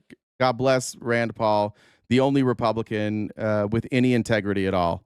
Him and Tom Tillis. There's two in the Senate. The rest of them are all cowardly little bitches. And anybody supporting this who claims that this is going to benefit the middle class, I think you're all cowards. Here's Rand Paul, 6 minutes, just breaking down the math. You don't have to believe us. And by the way, what's the incentive here? I understand if you don't want to listen to a Democrat talk about the numbers. What is Rand Paul's incentive here to lie? Let's just say that you guys think he's lying. Why? Why would he lie about this? He lives in Kentucky. There is no pressure from anybody in Kentucky for him to not go along with the Republican Party. The best thing he could do is go along with the Republican Party. In fact, because he is opposing this bill, the Republicans are lining up to primary him. APAC is going to line up and primary him. What incentive does he have to lie? None. So when you hear this, when you hear what he's saying, I think it's fair for you to have an open mind when Rand Paul speaks, because there's clearly no incentive for him to oppose this bill. Senator from Kentucky. Politically, I mean. In deciding whether to vote for the big, not so beautiful bill, I've asked a very specific question. Will the deficit be more or less next year? The answer, without question, is this bill will grow the deficit. The federal government has fancy. Are we cool with that, Republicans? Raise your hand if you're cool with that. Let's get you guys on the record. Nobody disputes it. The deficit will be significantly higher next year. Raise your hand if this is what you voted for. Fancy formulas and hundreds of wonky accountants who inform us of their projections over 10 years. But you often can't trust these projections. In an excellent piece written by the Foundation for Economics and Education entitled "The CBO's Projections Are Worse Than Useless," Eric Schuler writes, long-term analysis. Hey, bad news, Signosis. The no tax on overtime isn't in this bill. You're still going to get taxed on your overtime. This is why Trump is so effective. He has removed people like Signosis so far from reality that they consistently come on here and say things that aren't true. You are celebrating something that's not in the bill. And you know why they don't have that in there? You know why there's no provision for no tax on overtime, Signosis? Because the billionaires needed more tax revenue. Is it? Where is it? Where is this? Let's see. No tax. Let's go over here. We'll use AI because they get to read the bill. Is no tax on overtime in the big, beautiful bill? Let's see. Let's take a look here.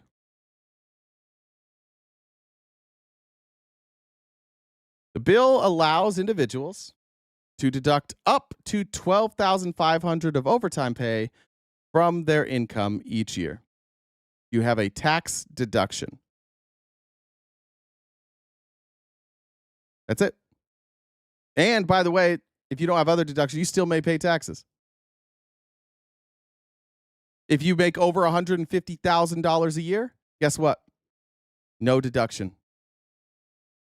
So I hope that if you're pulling $18K a month, then oh, great, Signosis. Great news. It doesn't apply to you. You silly bitch. You silly, silly little bitch. I get $18K a month after taxes and insurance. Well, then this doesn't apply to you because you make over $150,000 a year. Oh, you silly, silly little bitch. You want to see it? Here's NPR. Here's the Tax Foundation. You can go download the revenue table right there. You can go download all of this. Overtime. Let's see if I can find it in here. Temporarily, by the way, it's a temporarily make up to $12,500 of the premium portion of overtime compensation deductible for itemizers and non-itemizers for tax years 25 through 2028. So, if you're 1099 or W-2 for 3 years, there is a provision where you can deduct up to $12,500 in overtime. And then it phases out at 10% when that adjusted gross exceeds $150,000. So, whoops. I guess that's not in there, is it? I guess that's not in there, is that, Chief? Keep bragging about dumb shit that you think is in the bill so you can support it. Brian said, how are more people not talking about the part of the bill that doesn't allow any regulation of AI? We are so fucked. Because they don't care. Analysis and that's a good point. Yeah, Doc, is Signosis is a welfare queen? Language. Just show that dude. That was the Tax Foundation. They're citing the bill. You think I'm lying? Go look it up yourself. Don't make me do your homework. I said something, and there's the Tax Foundation, and NPR, and everybody else says that that's not in there. But I'm just going to keep believing. How about you just call us next year and see if you got taxed on your overtime? Actually, just call us the first time you get overtime and tell me if taxes came out of your overtime. Taxes absolutely are going to come out of your overtime, and you know it. In best case scenario, when you file your taxes at the end of the year, for the next 3 years, you'll get a $12,500 deduction. That's it. That's all the break you got. Which is commonplace in U.S. national politics, but it achieves no useful outcome. It confuses far more than it clarifies. It does not provide accurate estimates of long-term results. It does not improve the average voter's understanding of policy effects. And it gives politicians a means to claim they are being fiscally responsible without actually ever exercising any prudence whatsoever. Sometimes the predictions are off because a new Congress is elected and changes the law. Eric Schuler writes that for any projection of a 10-year budget to be accurate, the Congressional Budget Office has to assume that the law won't change for 10 years, even as most of the politicians that make the laws risk being replaced every 2 years, and all of them advocate for changes of one stripe or another. Schuler states that few in Washington will admit Congress has a knack for starting any proposed cuts in the later years while letting spending run wild in the immediate future. Sometimes these predictions are off by $1 trillion or so because the economy grew more slowly or more quickly than anticipated. Bruce Thompson, a former Senate aide and Assistant Secretary of Treasury, writes, the Congressional Budget Office miscalculated the deficit last year by $1 trillion. No big deal. The CBO, one of the problems with the CBO is that they regularly undersell how much spending we're going to have, mostly because you can't predict some of the deficit spending. And because we are already deficit spenders and things come up for example, you have the COVID bailouts. You're going to have to increase military spending. You may have increased spending that you need in response to hurricanes or tornadoes. There's all sorts of things that always come up. So what he's saying here is even by the most conservative estimates, we're going to massively increase spending, but that's if everything's exactly how it's listed, which it won't be. It will almost certainly be more. They didn't even try, folks. The Republicans didn't even try to make anything balanced. They didn't even try and lower spending. This bill spends more than the last one, and it taxes less. So we're going to bring in less revenue on more spending. Only in America can we tell you, can we show you the math and you go, no. This is not that fucking complicated. If you spend more than you bring in, you will have deficit spending. And we are going to spend more and we are going to cut revenues. There is no scenario outside of just a complete anomaly of economic boom due to these tax cuts where we generate enough revenue to make up for the amount we're spending. It's never happened. We've never cut taxes and not increased the spending since 82. We've never cut taxes where the debt didn't go up. It never happens. So in deciding whether to vote for any big, monstrous bill, it helps to ask the right question. To me, the most pertinent question is, how will the bill affect the deficit in the next year? Currently, our deficit is estimated to be a little under $2 trillion this year. What will happen to the debt in 2026 if this bill passes? Well, using the math most favorable to the supporters of the bill. All right, let's talk about that. Let's talk about what you just said there, Happy Polly. He just said the deficit will be $2 trillion. Tariffs, so that's after collecting tax revenue. Tariffs, if tariffs stayed at the same rate they are now, we're looking at 8 times 4, $320 billion. So if, let's go up, $360 billion. If tariff revenues, which are expected to go down, by the way, because the amount we're charging tariffs when these new trade deals that are coming in 2 weeks, once those are implemented, we expect the rate of tariffs to go down. But let's just pretend that the rate of tariffs isn't going to go down. We brought in $88 billion in the first quarter in tariffs. So even if that number stays the same, and let's round it up just for math to $90 billion. If we got $90 billion per quarter in tariff revenue. 9 times 4, it's $360 billion. But the deficit is $2 trillion. So the tariffs won't pay for that either. There is no scenario where our deficit is not going to increase. Especially tariff revenue will drop. These people are not going to negotiate trade deals with a higher tariff than what we have now. So tariff revenue is going to drop too. I think we could probably expect that tariff number to be around $200 billion. It's nowhere close to paying for that $2 trillion deficit. Stop just saying things because they say them. Just do simple math. This is so easy. We have $2 trillion we need to make up. There's only a couple ways. There's only one way, actually, to make that up. We have to collect more tax revenue. In order to make up that deficit spending, because we're spending that, we're appropriating the spending already. We're not going to cut spending. We've seen what their number is. Literally, there's only one way to make that up, and it's with tax revenue. So what you have to convince people of mathematically is that you are going to make up $2 trillion in tax revenue, and somehow you're going to do that while lowering the rate of taxation. This is so fucking stupid. This is just basic math. Somebody explain to me. Somebody please explain to me how we're going to make that up. Doge. Yeah, good try on Doge. Doge said we're going to cut $2 trillion. The reason Doge chose the number $2 trillion is because that was what they were going to have to make up. That was the deficit that Doge needed to make up. And then within like 6 weeks, they're like, we're going to do a trillion. And then within 6 weeks after that, they said, you know what? It's going to be 500 billion. And then they said, you know what? It's going to be about 60 billion.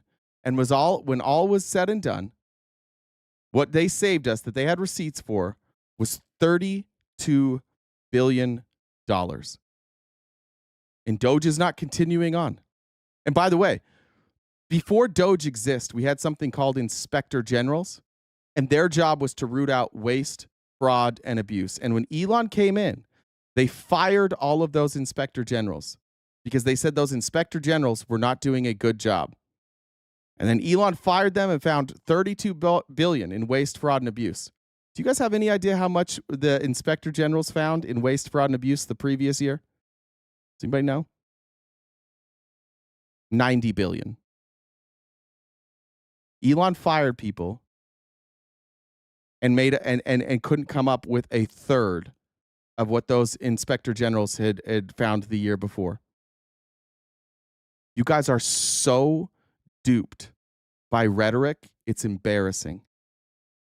Elon Musk was far less effective than the inspector generals. But you guys don't care because it's all about rhetoric for you.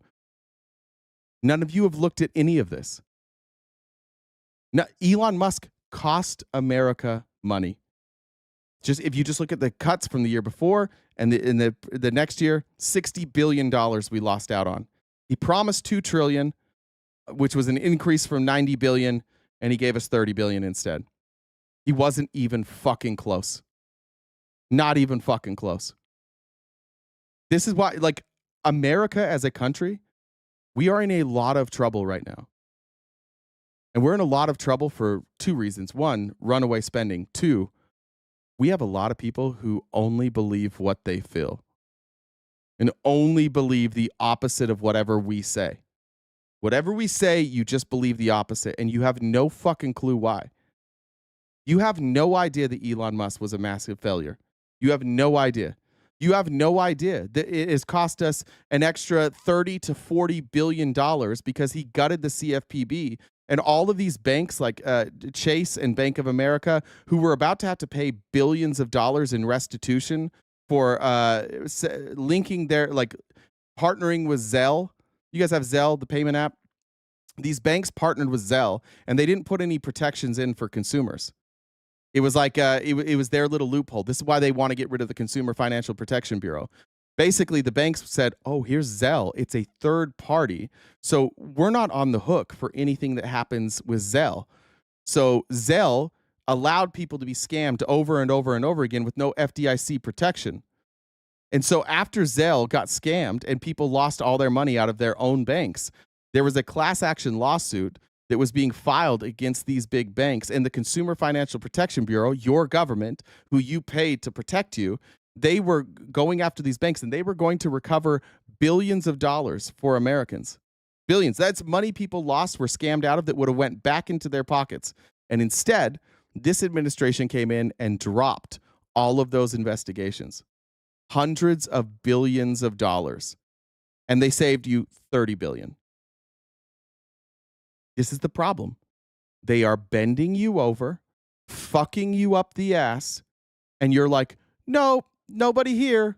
I'm just bending myself over. Nothing is being inserted into me rectally. That's just what the libs are saying. The libs are telling me, hey, I'm being fucked in the ass, but I'm not. And you are. But you have just long ago decided that everything that we say on this side of the aisle is incorrect. And so whatever we say, you believe the exact opposite. And you are so fucking lazy that you don't look any of this up. $1.5 trillion per year on Medicare alone. Medicare is paid for, you dumb bitch. It comes out of your check. That's paid for. We're talking that's money that goes directly to Medicare. All this other shit isn't paid for. We're talking about discretionary spending, not mandatory spending. Medicare isn't the same thing. That is money that comes out of your check that is to go to pay. Like it is itemized and it is set. And what your party is doing is taking money that is set aside to pay for medical care, and you're using it to pay for tax cuts for billionaires, while you're also still driving us into debt anyways. It'd be one thing if you were taking that money and you were making sure that we were balanced so that we didn't go into debt, but you're driving us, you're increasing spending. There is nothing cutting about anything. All you're doing is taking some of the money that poor people and regular Americans have put in to keep the most vulnerable among us from dying. You're just stealing from that piggy bank to pay for tax cuts for billionaires. This is the problem in this country. Like, 60 million people in this country are functionally financially illiterate. Like, you guys can't do math. There's a reason every economist agrees.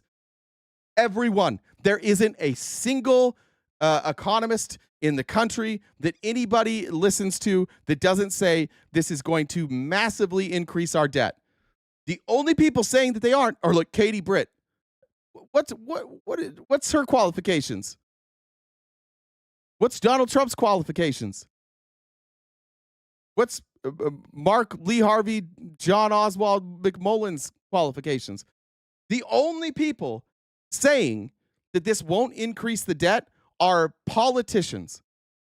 And that's who you've chose to align with. You don't trust the scientists. You don't trust the mathematicians. You don't trust the economists. You don't trust the universities.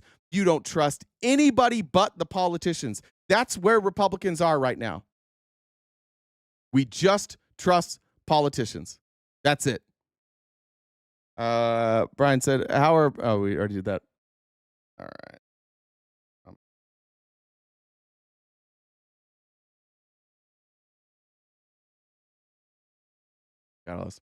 All right. Once again, I hate doing this every single time. We are crowdfunded. We are a long way away. The gift goal that we put out there, like, that's how we survive. If we don't hit that every day, Jen quits. Then eventually we quit, and that's the way it is. And it sucks. If anybody can help out with that, that'd be great. Until then, we'll keep going through Rand Paul.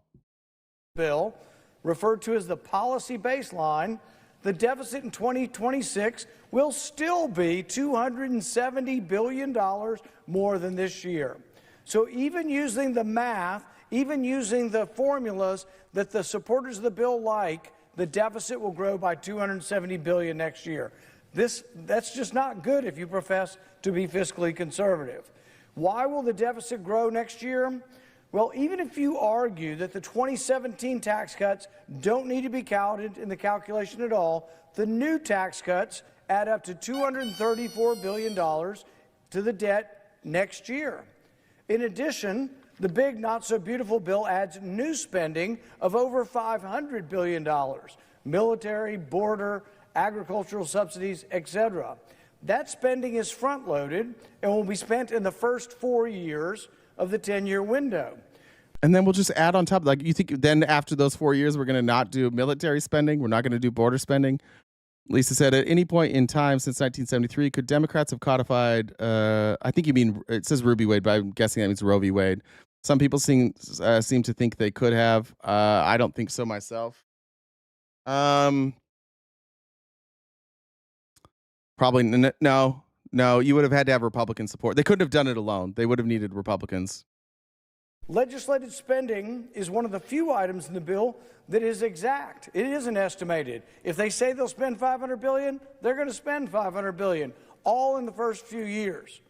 So in order not to add to the deficit, the BBB, the big not-so-beautiful bill, has to have corresponding spending cuts to counter all the new spending. Unfortunately, the spending cuts are backloaded to the final 5 years of the 10-year window when several tax cuts expire and the spending increases are finished. In addition, elections occur every 2 years. You see what he's saying here is he's saying that we're going to front load the bill with spending, and during that time, while we're spending a bunch of money, we're going to cut taxes. We're going to cut tax. We're going to give you all these benefits, and then all of a sudden, the front loaded spending, which is the stuff that they can account for now, that'll go away, and then they say then those tax increases will, or those tax cuts will still be there, but because we don't have the spending, that's when. And you'll hear Scott Bessent say this all the time. You know, the first couple years, it's going to be deficit spending, but by year 4, 5, or 6, that's when we'll start to see the revenue pour in. That's assuming that we stop increasing our spending on defense, which we never do. When's the last time we decreased defense spending? That's assuming that we stop spending on the border. When's the last time we did that? That's assuming that we stop subsidizing agriculture. We can't. The assumptions made in this bill in order to say, like, at some point the revenue will kick in is assuming that we will drop agricultural subsidies and that we will lower defense spending. And of course, that's not going to happen. Of course, we're not going to do that. It's just a dirty financial trick. And in 4 years and in 2 years, they'll just whoever's in power will just blame the other party, however it'll go. But we're not going to fix this. Republicans are by far the least fiscally responsible group. And the Democrats are also fiscally irresponsible, but just like slightly less. Democrats increase taxes when they can and increase spending, and Republicans increase spending and decrease taxes. Neither party is fiscally responsible, but Republicans are way worse. That's why you can take our debt, and 54% of that is from 2 tax cuts, the Bush tax cuts and the Trump tax cuts. That makes up 54% of our debt from just 2 Republican bills. And could easily wipe out any perceived savings that might occur in the later years. The only real certainty in this budget drama are the budget years coming in the immediate future. It's the next year or two are the only things that are actually of any certainty. So if we analyze... Shit, sorry, I missed the ones that were coming in from Jen. Alyssa said, thank you for the donation there, Alyssa. William said for capitalistic communism. Thank you. This is free market capitalism here. Did I miss any other ones? There. Danielle said, choo-choo fuckers. Twitch could choke on a bag of dicks today. That's all. I think I got that one. This bill, from that perspective, we discovered that the bill increases the debt by $500 billion in the first 5 years. Thanks, hey, howdy. This is not the CBO projection that Republicans have not liked. This is the projection they are using, says the debt will add $500 billion in the first 5 years. Now, they say somehow, miraculously, in the last 5 years, it gets to a $500 billion in savings. So it's $1 trillion shift from year 5 to year 10. The CBO scores it differently, not as encouraging, and says it adds over $3 trillion in debt. So which is it? Does this bill save $500 billion over 10, or does it add $3 trillion over 10? The truth is that anybody, that even a person with a magic crystal ball, it's anybody's guess, which brings us back to... And I think I'll cut there for Rand Paul. That's really the point, is that this CBO scoring, which rightfully Republicans and Democrats both criticize because it's wrong. The CBO scoring requires you to guess after year 4. We know what the first 4 years look like. And the first 4 years under the big, beautiful bill will massively increase spending. It will take people off of government programs. It will cut funding for the poorest among us. And it will increase take home pay for the richest among us. There is no scenario where this is beneficial to each of you. What's up, Jen? Okay. Did you get the one from Malin? I don't remember if I heard you read that one. No, I didn't get that one. I don't think you showed up. She said, here's the message. I used to work in the same building as Peter Thiel's company, PayPal, and the building manager told me Peter didn't like sharing an elevator with anyone, so his security would make you leave if you happened to be in the elevator when he wanted to get on, like an untalented version of Miranda Priestley, just in case you needed confirmation that Peter Thiel is a little diva bitch. Thank you. And Rachel said, so Jen doesn't quit. Do your thing, Jen. He's probably like, he probably gets pretty sweating like in elevators. It might be, maybe it's a scent thing. He is a sweaty guy. Every time I see him doing an interview, he's sweating profusely. I can only imagine that's due to this supplements that he's taking. Yeah. DeAndre said, my membership is on hold and I can't figure out why. I don't know what that means, but DM Jen and Rye said to keep the lights on. Thank you guys. Appreciate it. Go ahead, Jen. So your bestie, Brian, he's just talking to himself in my DMs right now. Talking to himself. I mean, it's sorry. I muted him on YouTube for 24 hours, so now he's just crying in my DMs. He's just yelling into the void. I'm not even giving him a GIF anymore. Anyways, so we've got about 40 minutes or so left in the live. Like Jay mentioned before, we're crowdfunded. So if you guys could help us out, I know Callie Cam's like flopping his, cock washer in the comments too, talking about the gift goal. So if you guys want to prove Callie Cam wrong and make him feel bad about, the gift goal being what it is, I mean, I'm all for making people feel bad, proving them wrong. But so if you haven't already subscribed to us, please do so. On Amazon, on Twitch, you can use your Amazon Prime sub and use Basis' money. And on YouTube, we have free subscriptions, but we also have 4 different memberships if you'd like to help support that way. If you disagree with our TP, and to be honest, I don't know if I want you to talk to any more people today because you haven't had great quality opposition recently. So if you're good quality opposition, how you can get on to talk, which is probably no one here. Preferably but anyways, preferably not 9/11 conspiracy theories would be great. This guy's so unhinged. It's bizarre. Anyways, how you can do that is the Discord username is the Venmo. So Jen with 2 N's, Dub with 2 B's, and the number 1. You can add me on Discord and I can bring you on to talk in real time. Also check out our link tree in the bio. We're on most social media platforms, and we've got merch, and we have all these episodes updated to Spotify. So yeah. I was just thinking, can you imagine the DMs of like any woman who went on just like one date with Brian and then decided she didn't want to go on a date with him again, and for like 3 years she's just getting DMs like, you don't really understand me, you never wanted to understand me. Probably not. You believe 9/11 was actually the way it was by science. Yeah. Thanks, Bojack. Yeah, I wouldn't be surprised if there were ROs against him. I wouldn't be surprised. But that's just if a cowboy is happy, does that make him a Jolly Rancher? It might. I mean, that's a good question. And then what do you call a flying nun? Huh? I don't know. I was thinking, I feel like I know this one. I don't know. A bird? A plane? Nope. None of the above. Stupid. No, that was stupid. You were 2 for 3 on jokes today, though. You've had 2 freaking bangers. That was not a banger, but I like that. I like the nun one. The nun was funny. That's the one you liked? Oh man, what was your I don't know. first I'm one? just saying 'cause I wouldn't disagree with you. So, Okay. all right. Last Cranberry said, then at 3 a.m. is single. I miss you. Come back to me. All right, here's one more. There's only 2 Republicans that deserve any respect right now in the Senate, and here's the other one. Here's Tom Tillis. Look, this again. Like I resonate with Tom Tillis here because I talk to you guys every day, and watching people close their eyes at math is fucking baffling.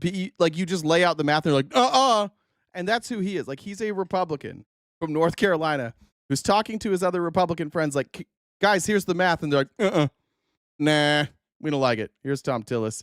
The only other objection so far in the Senate to this bill. Mr. President, I'm here to talk about the. Oh, see, and Jen Starr said Kelly Cam gobbles his own semen and thinks about Trump when he does. Tax credit and the investment tax credit, though. It's another classic example where think tanks and people that haven't worked a day in business are setting policy in the White House without a clue about what they're potentially doing to our grid. A lot of people probably, I had Alex Weinstein, who is a self-described philosopher and expert in this area, in my office, talking with 3 people, practitioners that actually work in it. One of them is someone who specializes in power purchase agreements for large businesses. Walmart's one of the most sophisticated buyers of electrons in the world. They map out their power requirements years in advance. They want to make sure that their food doesn't spoil, and they got power running.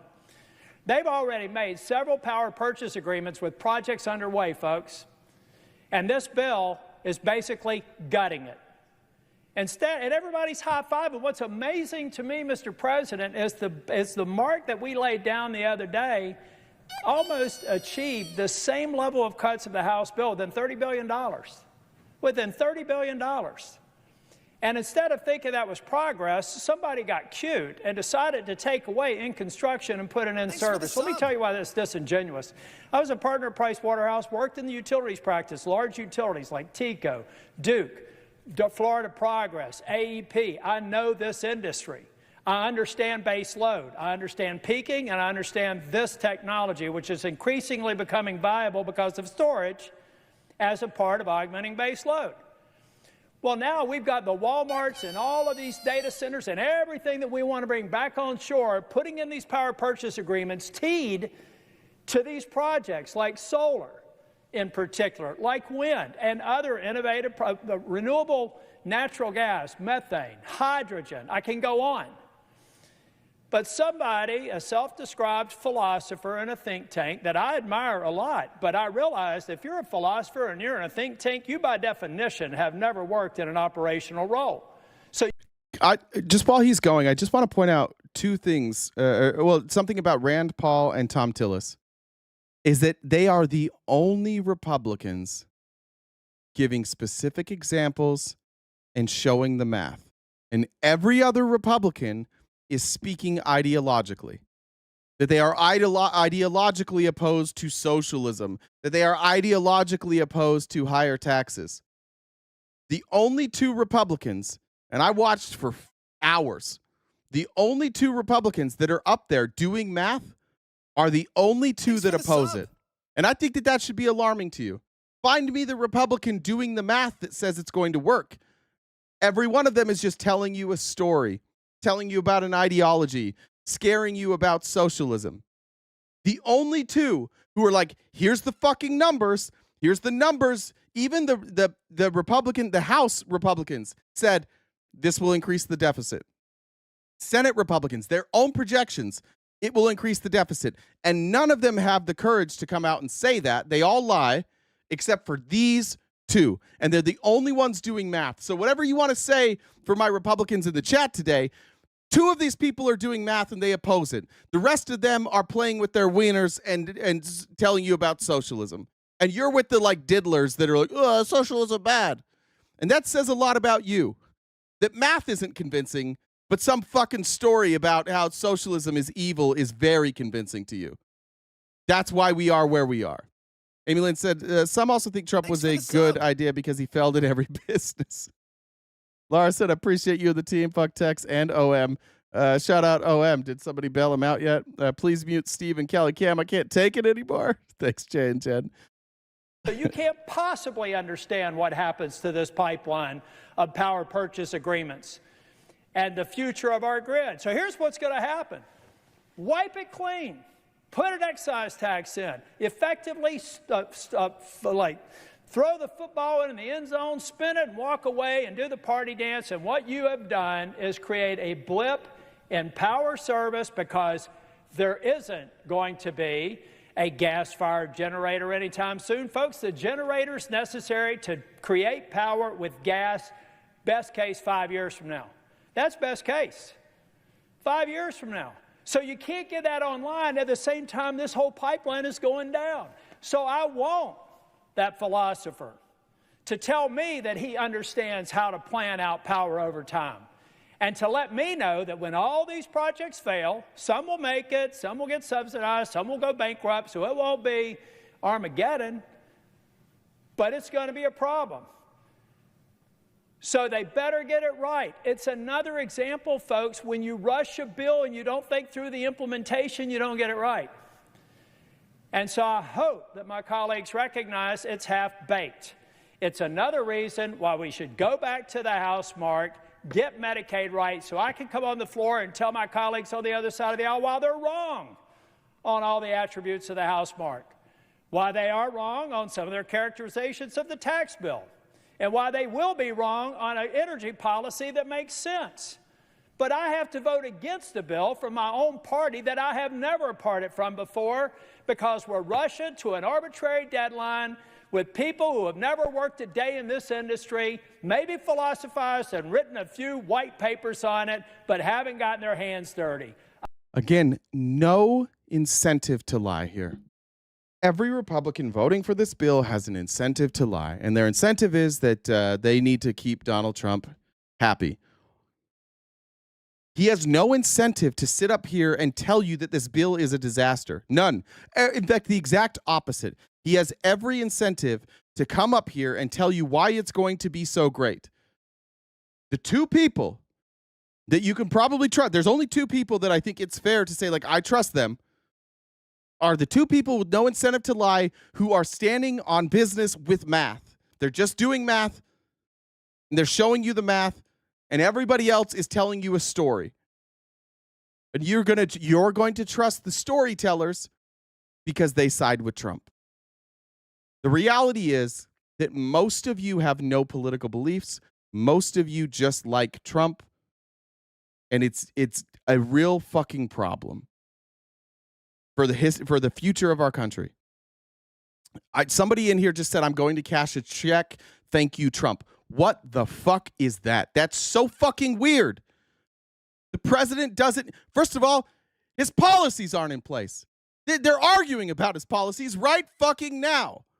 It is so unbelievably weird for you guys to celebrate Donald Trump for everything that he does, even when he doesn't do it. He will tell you, I ended the war in India and Pakistan. India and Pakistan are like, he had nothing to do with it. And you guys will hear India and Pakistan say that, and you will go out and you'll say, we did it. Yeah, Callie, you like winning even when you fucking lose. That's the problem. You don't know when you win. You lost 95-4, and you're like, we won. You don't know when you're winning or losing because you don't do any fucking math. You are losing right now. This is a loss for everyone. Nobody wins here. You have Republicans like Tom Tillis, who are some of the most conservative people in the Senate, who never break with the party, saying, I can't look my constituents in the face and lie to them. And the Republicans are like, just do it. Just lie to them. And you guys are like, what the fuck is their problem? Why aren't they just lying to us? Aren't they supposed to just lie right to our face? And the box is open. Any of you could come up here and tell me why the math is wrong, but you don't know. None of you know that the math is wrong. You have no fucking clue. This is a hope and a dream type of situation. God damn it, I really hope that these people are not lying to me. I just really hope. I'm just going to ignore everything that I'm seeing. I'm going to ignore all the data that's being brought forward, and I'm just going to say, this is going to be great. We're winning. This is what we voted for. That's every one of your minds right now. I beg someone, anyone, ever, to just come up and tell me the fucking math. How is this math wrong? I would love to be wrong. I want the lowest possible taxes. That's what I want. I want our country to operate, and I want the lowest possible taxes. And I don't want people to die. We're all incentivized to have lower taxes. The only difference is like some of us see the math and we're like, okay, well, yeah, I want lower taxes, but the math ain't mathin'. And some of us are like you, Callie Cam, and you're like, I don't do math. I'm just kind of a vibes guy. Fuck election. Fuck election. First of all, you're going to get killed. You're going to get absolutely demolished in the midterms. Thanks for the sub. This is going to be worse than the last time Trump was president. You guys got demolished in the midterms. The winning part is over. Ever since Trump has been elected, in fact, you guys have lost every close election. Every special election that was close, you guys lose. You lose every time. You're on the L carousel over and over and over again. You wouldn't recognize winning if it jumped down your throat. You have no clue. You don't know what winning looks like. To you, winning is just being vehemently denying reality right in front of your face. Winning to you is covering your eyes, banging your head against the wall, and telling us all that you're on a roller coaster. You have no fucking clue what you're doing. You have no fucking clue what you're looking at. And the handful of people in your party willing to have some courage to tell you the truth, you goddamn hate them. America is fucked because we're a very, very stupid country. We have a very stupid population. Our education system is dog shit. We are over educated by memes. Every single person that has ever come in here and into this live and debated something with me, it comes up with like some fucking fairy tale that we have to, and then they get mad when we ask a question. What does that mean? Just let me tell the story. It's a whole story. If you don't let me tell the whole story, it doesn't work. If we ask for data, it doesn't work. But if it's a story, then I can make my point. I have, and this is another. America is awesome. You are not. You are a dipshit.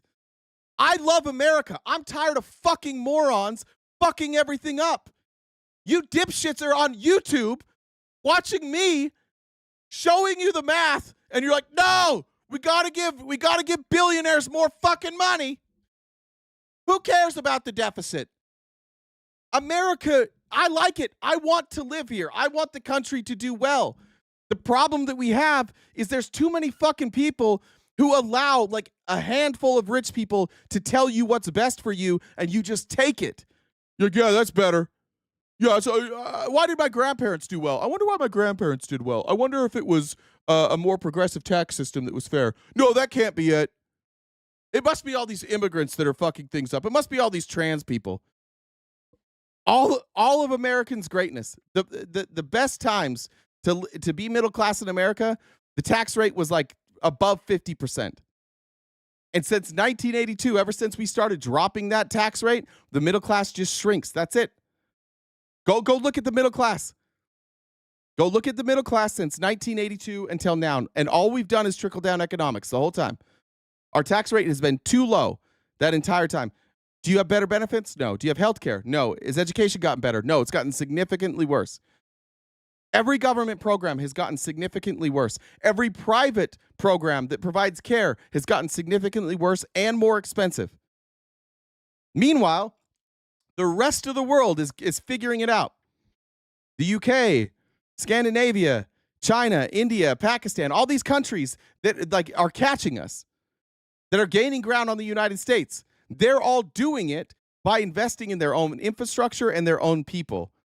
And they're looking at us going, yeah, for sure. Why do you think China like is investing in lying to you? Why do you think there's all these disinformation campaigns addressed at you to tell you to like not be on board with renewable energy? Why do you think that is? Why do you think when we find out where like China is funding things, that a lot of the money China uses for misinformation is directed at you? You think they're advocating that you have oil subsidies because it's good for you? No, they want to dominate energy. They want to dominate renewable energy. They want to dominate electric vehicles, and they are. Their electric vehicles are so good that we have to ban them, because if we let their electric vehicles in here, nobody will buy American cars anymore. They're beating us so bad that we have to put tariffs on their goods because their goods are so much better than ours that we're like, fuck, we can't it's too good. We can't let them in. We've got to keep them out. Every country is replicating China. Nobody is replicating us. Everybody's like, the American way is fucking stupid. Everybody sees it for what it is, oligarchy that's being formed. And just like Russia, eventually the oligarchy will take over, and eventually the oligarchy will have all the money, and eventually America will lose its power as a superpower, because what made America great from the very beginning was not top-down America. It was bottom-up America. We came out of the Great Depression through the middle class. We went to the moon because of the middle class. We won the Cold War because of the middle class. We won the World War I and World War II because of the middle class, because we unified together. And all throughout that time, we were taxing rich people at a very high rate. All the things that we are most proud of as a country happened trickle-down economics. Go ahead, tell me. Tell me what America has accomplished that is so great since 1982. What are the things that Americans are so fucking proud of since 1982? I can't think of any. Desert Storm? Nightmare. Afghanistan War? Nightmare. Iraq War? Nightmare. What have we done? We had the invention of Silicon Valley. Like, we had Silicon Valley was growing. We lowered taxes, and what happened? We took all of our innovation and we offshored it. Because it didn't matter. Capitalism is, we just want revenue. What have we done since 1982 but bleed American exceptionalism? That's it. Everything we used to be great at, we suck at now. Education has gotten way worse. Honestly, what's gotten better? What are you proud of, Republicans? How come you guys all got so fucking quiet? What got better after 1982? What are you proud of since 1982? Where are we? Oh, suddenly Callie Cam's real fucking quiet, huh? Suddenly Steve's real fucking quiet, huh? Suddenly Brian's real fucking quiet, huh? What are you proud of? No answer? That's exactly what I thought. Nothing. We sold our entire economy to billionaires because they started paying politicians. And now what are the Republicans doing today? We're here before you today, Supreme Court, to tell you that it's really not fair that billionaires can't spend as much as they want on elections. That's a clear violation of their First Amendment right. The Republican Party today is fighting to take away money from poor people, take away food stamps, take away Medicare, take away Social Security, and give a tax break to rich people.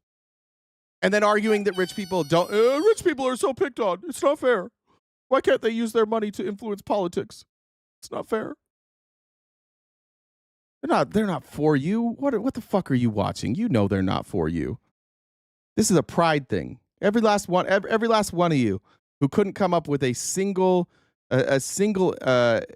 instance of what you're proud of since 1982. You know it. You know that you're wrong. You're just prideful. Let it go. And by the way, this isn't like a Republican or Democrat thing. You should hate the Democrats just as much.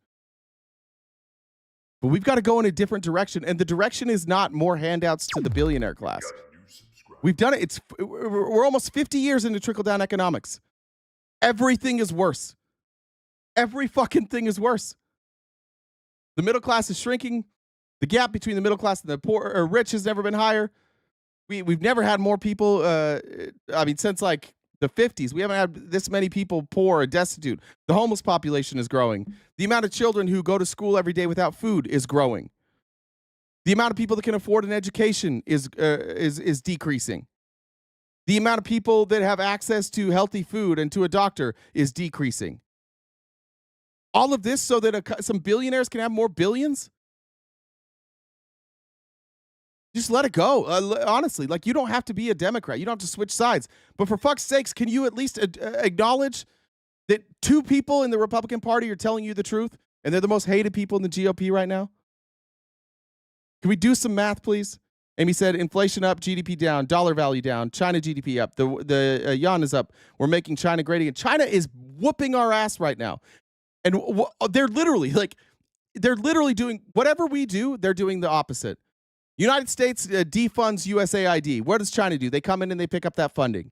United States cuts subsidies to renewable energy. What does China do? China invests more in renewable energy.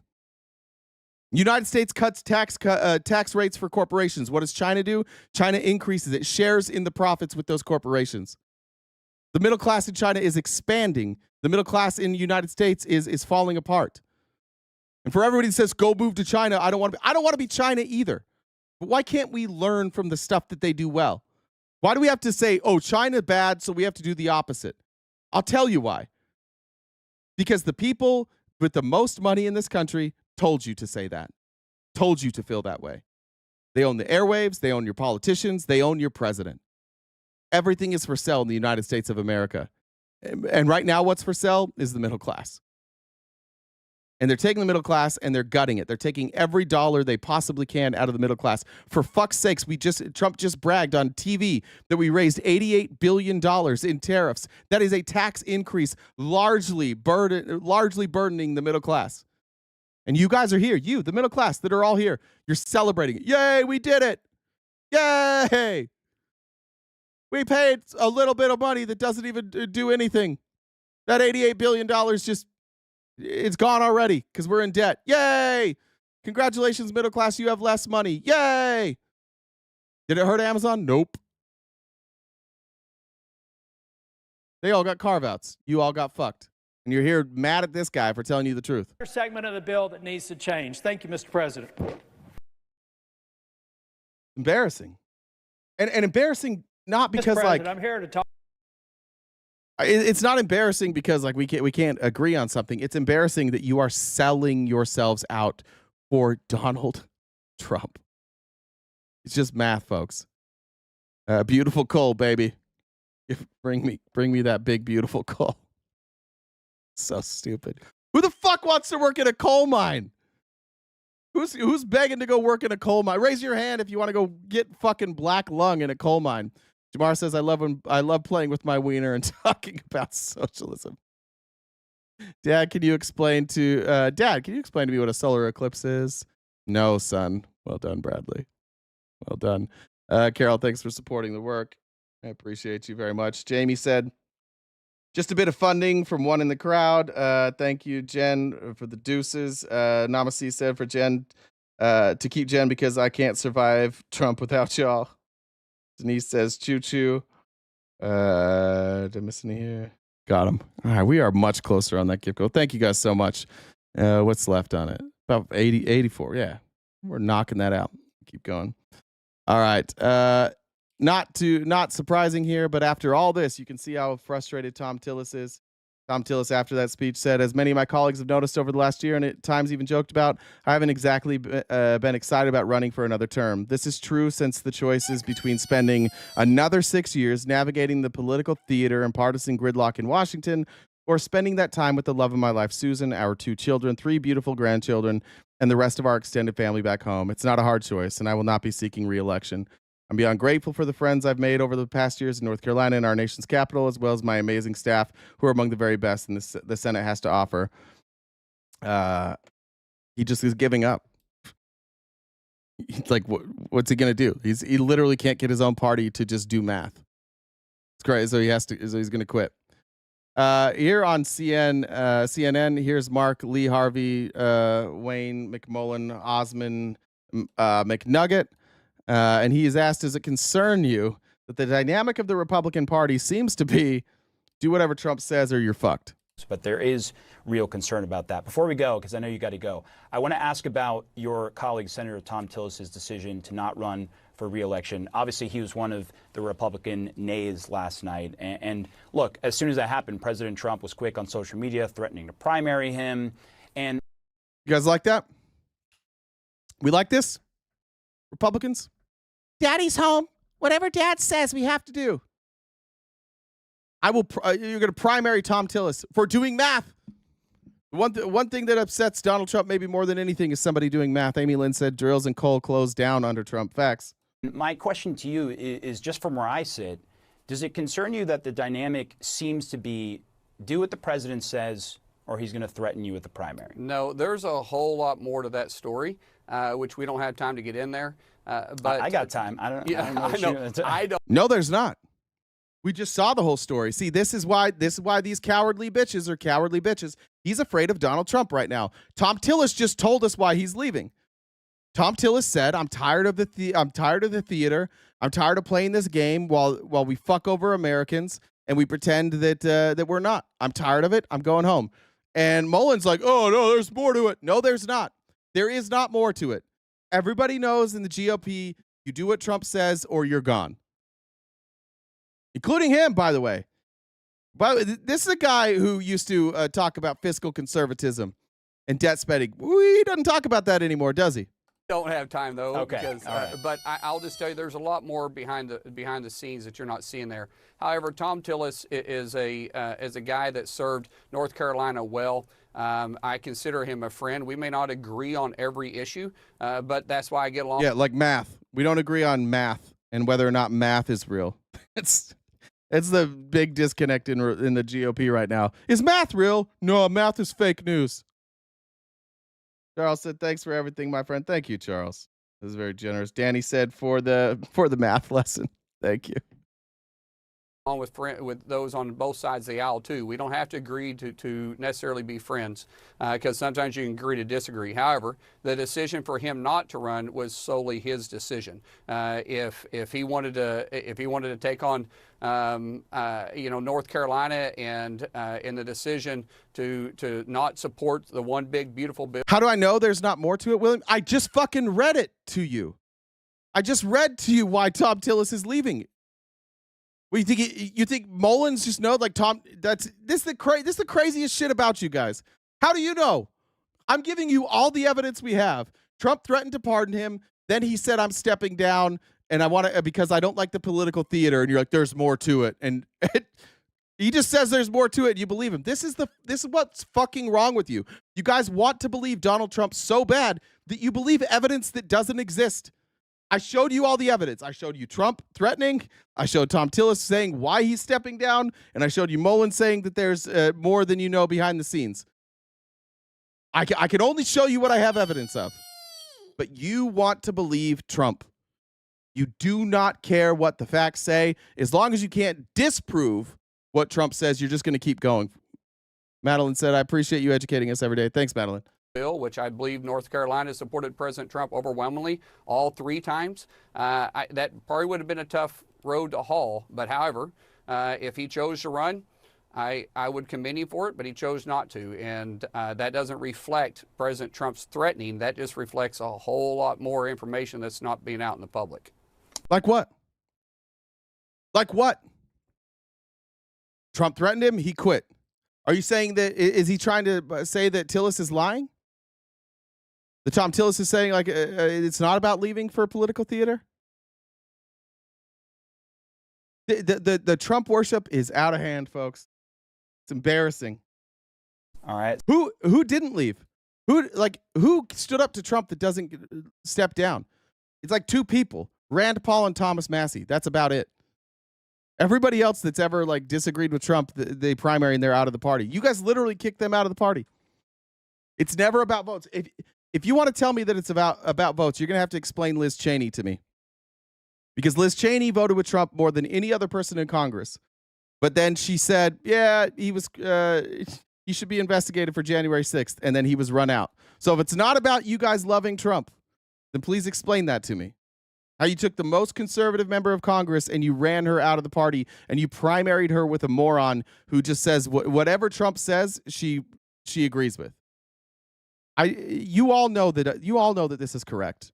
None of you think that the party doesn't just do whatever Trump says.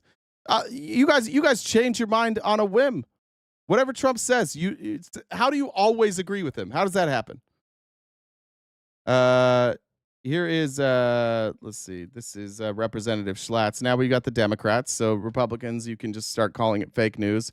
But we're gonna use math again, and we're gonna use actual language in the bill to explain what's happening in this big beautiful bill that is maybe not so big and maybe not so beautiful.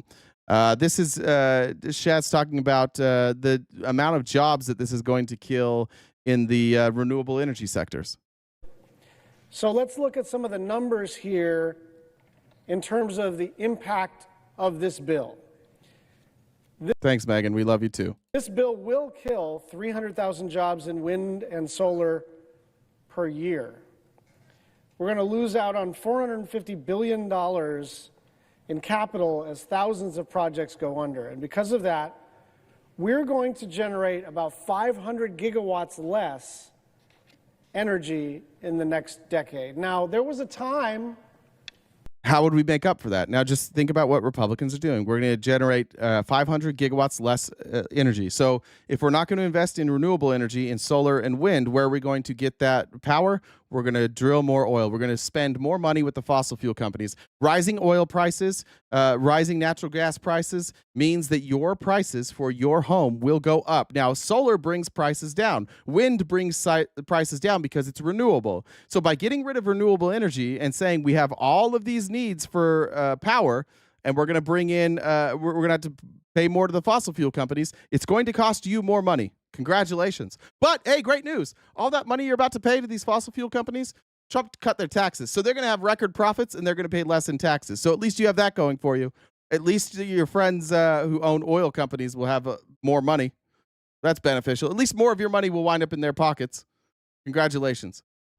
And I lived through it as a politician. You can say nuclear all you want, but like we're nowhere near nuclear. So if we're going to cut, do you see what I mean? Like even if we're going to cut what we have now with wind and solar, we still have to build up nuclear power. That'll take years. And in the meantime, that will be more money for the fossil fuel companies, and that will be more money out of your wallet. Just if this was me now, straight above my head right now, there are solar panels. And the difference between me paying $700 to $800 a month in energy prices and between $100 and $200 a month in energy prices are the subsidies that I got from the federal government to put that on my house. And I save money, and that money that I save goes back into the economy. It goes to pay when I go out to eat. It gives me extra money that I can spend, and that lifts everybody up. And Trump wants that to be gone. So if I didn't have that thing above my head, I'm looking at $700 or $800 a month now. But in a year from now, once we've cut these subsidies to solar companies and we're drilling more oil and those prices are going to go up, I have to pay for my energy. It's going to be $1,200, $1,300. All of your prices are about to go up for energy. You know that, right? They all know that. Everybody knows that. There's zero people in the GOP or the DNC that say your energy prices are going to go down. They are going to go up. Drill, baby, drill doesn't fucking matter when you remove, what he said, 500, however many gigawatts from the grid. You're removing energy from the grid, like potential energy that was coming in from the grid, and you're going to replace it with energy that you have to pay for every month, where the prices are rising every month. You're all going to pay more money. But great news. The billionaires will pay less money. Congratulations. There was a time when people who wanted to take climate action had to argue for that climate action because it is a planetary emergency, and there were trade-offs. And people on the other side said, look, as we try to take action to deal with this planetary crisis, we can't create shortages. We can't increase prices. We can't impede economic progress. All that has flipped. This bill will create shortages. This bill will impede economic progress. This bill will increase prices. The 500 gigawatts less energy in the next decade is pretty much exactly the amount of energy that we're going to need to meet rising demand. We are going to have energy shortages as a result of this legislation. And you don't have to love clean energy or be an environmentalist, and I love clean energy and I'm an environmentalist. But you don't have to care about the climate. I think you should. That's the most Republican thing, Michael. This is boring. I'm tired of talking about things that will affect our life. I'm tired of talking about taxes. I'm tired of talking about the Congress bills. I want to talk about Hunter Biden's dick. I'm out of here. I got to go find a live to talk about Hunter Biden's dick. Yeah, I know. You're bored. You can go somewhere else and talk about Hunter Biden's dick. You don't have to care about the climate to understand that this is a basic question of supply and demand. Energy demand is soaring for the first time in decades, largely, not exclusively, but largely because of AI data centers. And our best chance of meeting it in the next few years is with wind and solar, not oil and gas. Even nuclear and geothermal are going to take a while. That is not just a political talking point or a preference of mine. It's just a fact that gas turbines are stuck in a years-long backlog. It's also a fact. CTV, I hear you. Like, why don't you understand? Republicans and Democrats have stocks and bonds, and certain companies like Republicans have more stocks in oil companies, and Democrats typically buy stocks in green energy. Let me tell you why I don't give a fuck about the green energy ones. Because if you buy, like, let's say Democrats are incentivized to push green energy, and Republicans are incentivized to push oil. This is why I don't care about green energy. Because if Democrats push green energy, who are those companies that they are going to get funding from? They're going to be people that make like solar panels, right?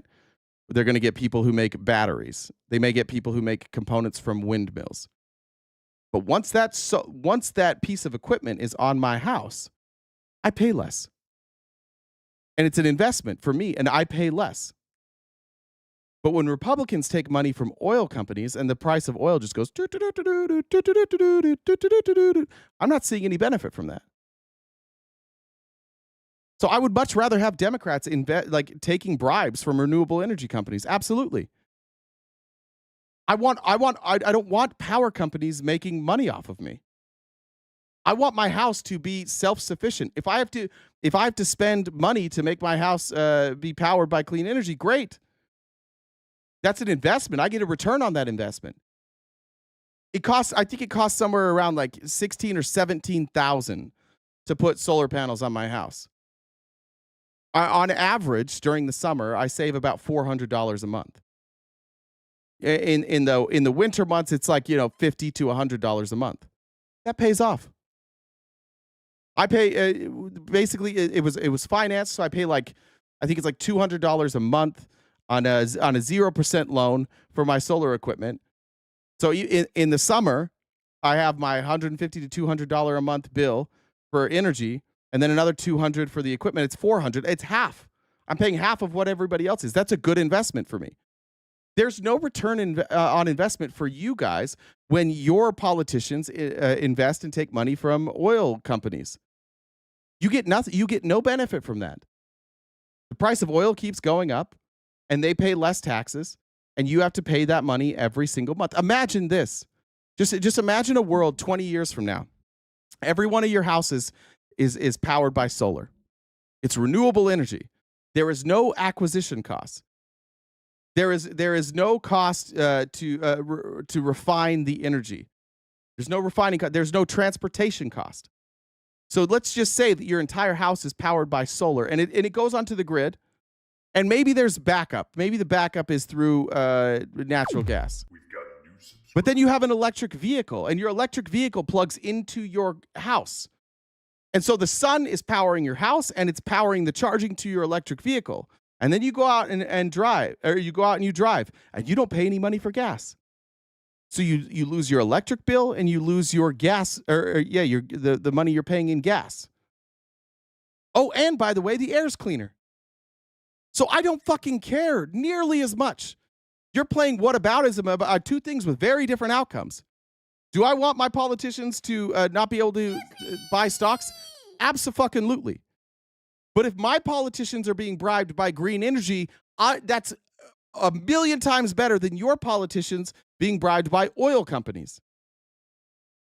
There are repercussions to oil. The air is worse. It ruins land. The price is always rising. It's not renewable. If there is war, that affects the price of oil. If shit kicks off in the Middle East, what's going to happen? Somebody going to go to war with the fucking sun? My price of energy with solar is never going to go up. It's up there. I see the sun. It's up there. And all of that energy is being wasted. All of that energy now that is shining at you. It's like somebody shooting money at you and you're like, I want to go dig for gold. Okay. Take the money. They're just handing you money. Solar is literally the sun being like, hey, here you go. I got you. I got you, Republicans. I want my energy to be pumped out of the ground. I want it to be black and sticky. And I want my truck to make a big old black fart cloud when I drive by. And I want to pay my electric bill every month. I don't want none of that electricity coming from the sun. It's totally different. Like, fine, you can say that our side is corrupted by green energy. I don't give a fuck. I benefit from that. That's a net win for me. If they're corrupt and they line their pockets, but it benefits me, I'm way less mad than the party that benefits and I benefit nothing. Oil subsidies hurt you. They hurt me. They hurt all of us. It's such a fucking, somebody said earlier, like, I shouldn't have to pay for your solar panels. Yeah, well, you also shouldn't have to pay for Billionaires' yacht, but you do that. You shouldn't have to pay for a country club membership from those oil executives, but you sure as shit don't care about that. You shouldn't have to pay for them to pay $0 in taxes, but you don't give a fuck about that. And what benefit do you get from it? Rising oil costs, dirtier air, a less clean planet. Fracking that gets into the water. Like, you can go to some of these places in Pennsylvania where they have fracking.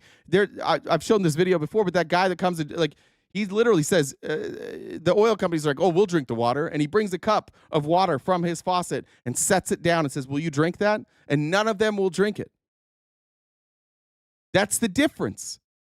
If we're going to allow our politicians to be bribed, can we at least agree on the ones that benefit us? You guys have been so duped into thinking climate change is a hoax that fuck it. Let's say climate change is a hoax. Let's grant you that. It's a hoax. Do you want to pay more or less than for your energy? Less, right? Okay, do renewable then. Would you like your energy to be free? Oh, you would? Okay, do renewable. They distract you with, this is a great new deal. This is a fucking scam. Okay. At the end of the Green New Deal, I have if Green New Deal works out, I don't pay energy for my house. I don't pay gas for my car. Those are two massive expenditures that are removed. Great. I think I could do something with that money. I could use that extra money every month. That sounds terrific.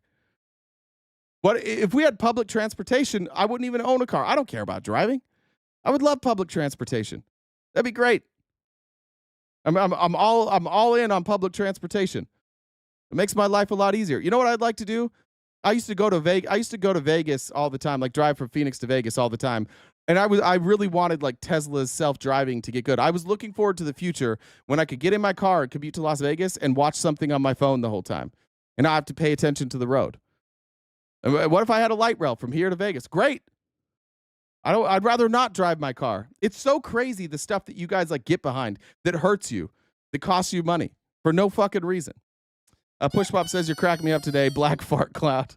Amy Lynn said, we literally paid taxes to subsidize oil companies. Mr. Global just did a video on it. I saw that one. Wendy, thank you for the donation. Amy said the right's obsessed with what's in Hunter's pants, kids' pants, and don't know what woman is. They're always asking. Yeah, you guys do need to stop asking that question. You just got to look it up. It is odd that you guys come in here every day and ask us what a woman is. You should have had that figured out by now. That 80% of the new capacity on the grid last year came from solar and storage. It's growing, it's cheap, it works. And there are hundreds more projects that are in the pipeline waiting to be hooked up. So the idea that we're going to kill the only energy, Look at that. It's not going to work. It's not going to solve the very problem they say they are out to fix. It's all about trying to make money. They are a scam. As an electrician, solar and wind are a scam. You're a dumbass fucking electrician. Let me tell you that. It's not a fucking... Then how's it work in my house? It's a scam. Okay, why am I paying less with solar? It's not a scam, dipshit. I think that maybe you're concerned that some of your work will go away. It seems to be working pretty well in China. What do you mean it's a scam? How can solar energy be a scam? Explain that to me. Explain how solar energy is a scam, please. There's a big ball of fire in the sky, and it comes and it reflects off my solar panels, and then I don't pay as much for my energy. Explain to me how I'm getting scammed there, please. How's that a scam? My public library in Tempe, like, they don't have to pay any of their, they don't have any electricity bill Because their parking lot, they just made a covered parking lot and they put solar panels on it, and now it's paying for their energy. Sounds like a fucking scam, but just saving taxpayer money, no big deal. Total scam, dude. The cost to produce solar panels. What's the cost? Okay, but there's a cost to produce oil rigs. There's a cost to produce gas pumps. There's a cost to produce a grid. There's costs associated with oil too, right? Are you being consistent? I don't give a. Of course, there's a cost to produce solar equipment, but these solar panels are going to last me 25 to 30 years. And in 30 years, if I have to pay 20 grand to replace them, I will still have saved money, and the air will be cleaner. It's not a scam. It's crazy. It's not a scam, but global warming and climate control is a way to control the masses. Control them to do what, Steve? Have cleaner air? Oh no! What if it is a scam? What if it is a scam, and all we got out of it, and it wasn't even happening. All we got was cleaner air that was renewable and renewable energy. Oh no! What a scam!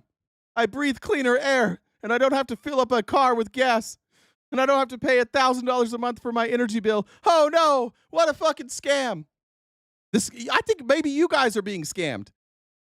You're out here defending oil. Everything that you have complained about solar exists with oil, except it's not renewable. Both things, like the infrastructure costs money in both instances, but one's renewable, one's not. One makes the air safer to breathe, the other one doesn't. I don't fucking care if it is, like, even if I don't agree with you, but even if it was a scam, I don't care. It's better. Electric vehicles are better. Why do you think people are buying so many electric cars right now? They're better. They're quieter. They're more efficient. You can charge them at your home. You don't have to stop at a gas station. They accelerate quicker. They deliver energy more efficiently. They charge themselves when you're going down a hill. Like, they're just better. So who the fuck cares if it's a scam? Why don't we just choose what's better? You don't want to do that? Well, I want diesel. I want diesel. That's what I need more of. You know what I hate about electric vehicles? I never get that like pool of oil dripping down onto my driveway. I fucking hate that. I miss my oil spots. Only energy that can be brought online in the short run, the very same week that half the country was meeting melting in a record heat wave, which left tens of thousands without power. Yeah, I like nuclear energy. If you're listening to this is a Democrat, Brian Schatz, from Hawaii, who said he's all on board with nuclear and geothermal, but we don't have the infrastructure. I'm a proponent of nuclear energy. I think it's clean. I think that a little bit goes a really long way. I would prefer nuclear energy over gas. I think that our country should be looking at renewable energy and nuclear energy and geothermal energy. I just like clean energy. Not only is it more efficient, not only is it cleaner, not only is it less expensive, but it's also safer. Like, how many people die on an oil rig every year? How many people get diseases from working in a coal mine every year? How many people have to go work on an oil rig in Wyoming and work 60 hours a week and beat down their body for 15 years? You ever meet somebody who worked on an oil rig for 20 years? They are beat to fuck. Yeah, they made some good money while they were doing it, but it beat them down. I'm pro-nuclear. I think everybody's pro-nuclear. But the problem with nuclear is that, like, it seems to be used as like this club that Republicans get to use. That Republicans are like, we're going to give oil subsidies to all these oil barons, and we're going to drill, baby, drill. And on our side, we're like, why don't we do solar? Why don't we do wind? And they're like, oh, well, why don't we just do nuclear? And we're like, okay. The question is, why don't Republicans do nuclear?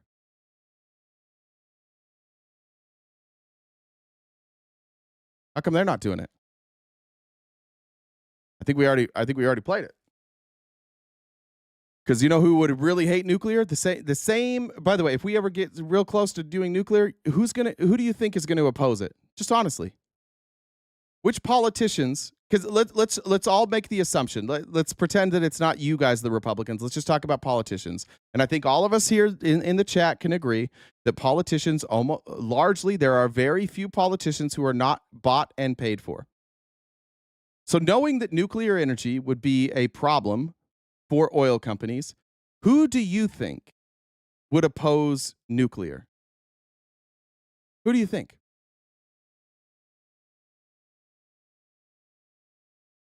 Republicans, and then Democrats from like Ohio or Pennsylvania or West Virginia. Why don't we have nuclear? Why are we so far behind on nuclear? Republicans don't want it. Democrats have effectively been scared away from it, that we're going to have Chernobyl. And so Democrats are like, all right, we're going to do renewable energy, which is solar and wind. And Republicans are like, oil only, please. We're going backwards in this bill. This is what's fucking crazy about energy. This bill, there's a lot of things in this bill I hate, but this part particularly is so fucking backwards. The whole world is moving towards renewable energy, except for one country. And we're like, let's go backwards. Fuck, the Saudis are moving towards renewable energy. Fuck, Iran is moving towards nuclear energy. All of these oil countries are trying to get off of oil. We're the only fucking idiots trying to get on oil. We're the only ones. Canada is moving away. Mexico is moving away. Venezuela is moving away. Everybody's trying to get off oil except for us. Why?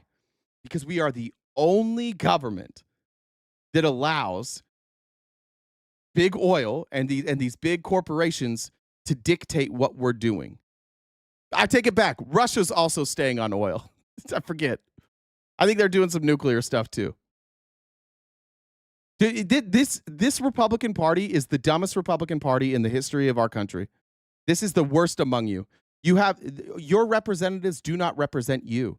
Most of you are smart in this. I hear, like, look at the change of tone right now in this chat. You all know that you don't want to be on oil.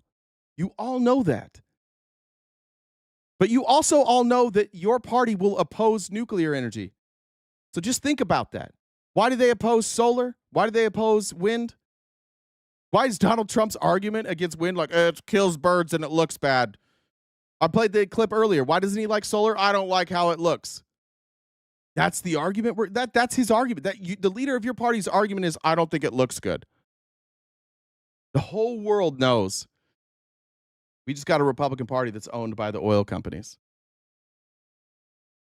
Yeah, conservatives want to conserve the old ways. I don't even think that. I think any free-thinking conservative here right now agrees that we need to get off of oil. I think they all know that. We're going to do solar, put the panels along a highway, not in the farm field. Yeah, I agree with that too, Brandon. I drive, I just drove when I went to record at Jubilee, I drove from Phoenix to LA, and outside, before you get to Palm Springs, there's this whole area of desert. And I've been driving that for the last 10 years.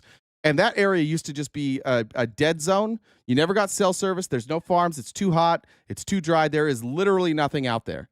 And now there's just a bunch of solar panels. And they're basically powering Palm Springs.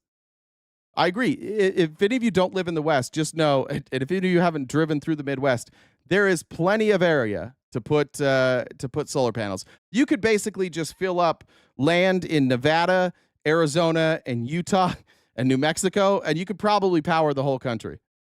There's plenty of land that is unfarmable. Nobody's camping there. Nobody's pulling resources from there. There's plenty of places that you could go and you could develop renewable energy. I don't know, Jen. I never know how late I'm planning on going. You need to go somewhere?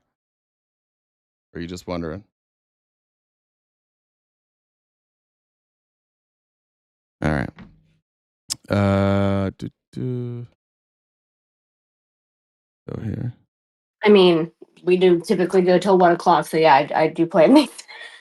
Really?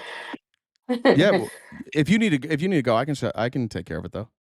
No, I was just curious. I mean, I have time. I was just curious if you had a stop time in mind. I'm gonna go. I'm gonna do 12 and 13, and then I don't have time for 15. So I just have like 2 more clips probably.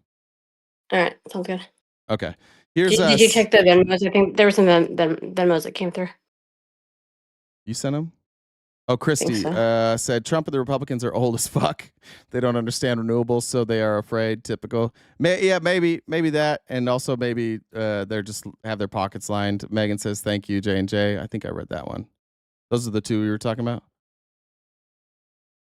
Probably. Okay, cool. All right, let's play this clip. This is Democrat Sam Liccardo.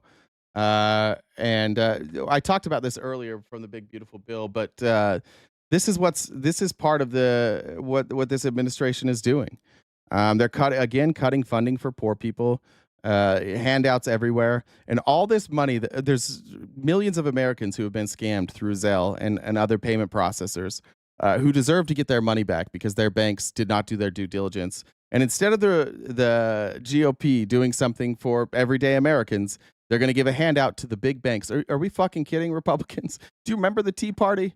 Do you remember 2008? Like Ted Cruz is in office because of the Tea Party, because they didn't. All the Republicans were like, we're against bailouts for banks. These big banks, they're predatory. Fuck the big banks. We can't let them be conglomerates. And now the big banks are just paying this administration to do their dirty work for them. Bank of America and JP Morgan were both under investigation regarding the Zelle network, regarding a failure to reimburse customers that were defrauded by scam artists. And that action was taken to the CFPB. And what was the result of that action? Those are also among the cases that have been dismissed. And Bank of America contributed to Donald Trump and his inauguration, didn't they? Yes. Was it $500,000? I believe so. And JP Morgan, another $1 million? Yes. And Capital One, the evidence from the CFPB indicated they may have cheated customers out of as much as $2 billion. Capital One contributed $1 million to Trump's inauguration. Also true. And what happened as a result to the CFPB case? They got their case dismissed. I am puzzled as to why. Explain it. Explain that, Republicans. You have open cases against these major banks for not protecting their customers. They give money to Trump for his inauguration, and their cases get dropped. Remember, we showed you Mark Andreessen. We showed you Joe Rogan. We showed you Elon Musk. We showed you Mark Zuckerberg, word for word, all talking about the Consumer Financial Protection Bureau and how it debanks people and needs to be removed. And that was a lie.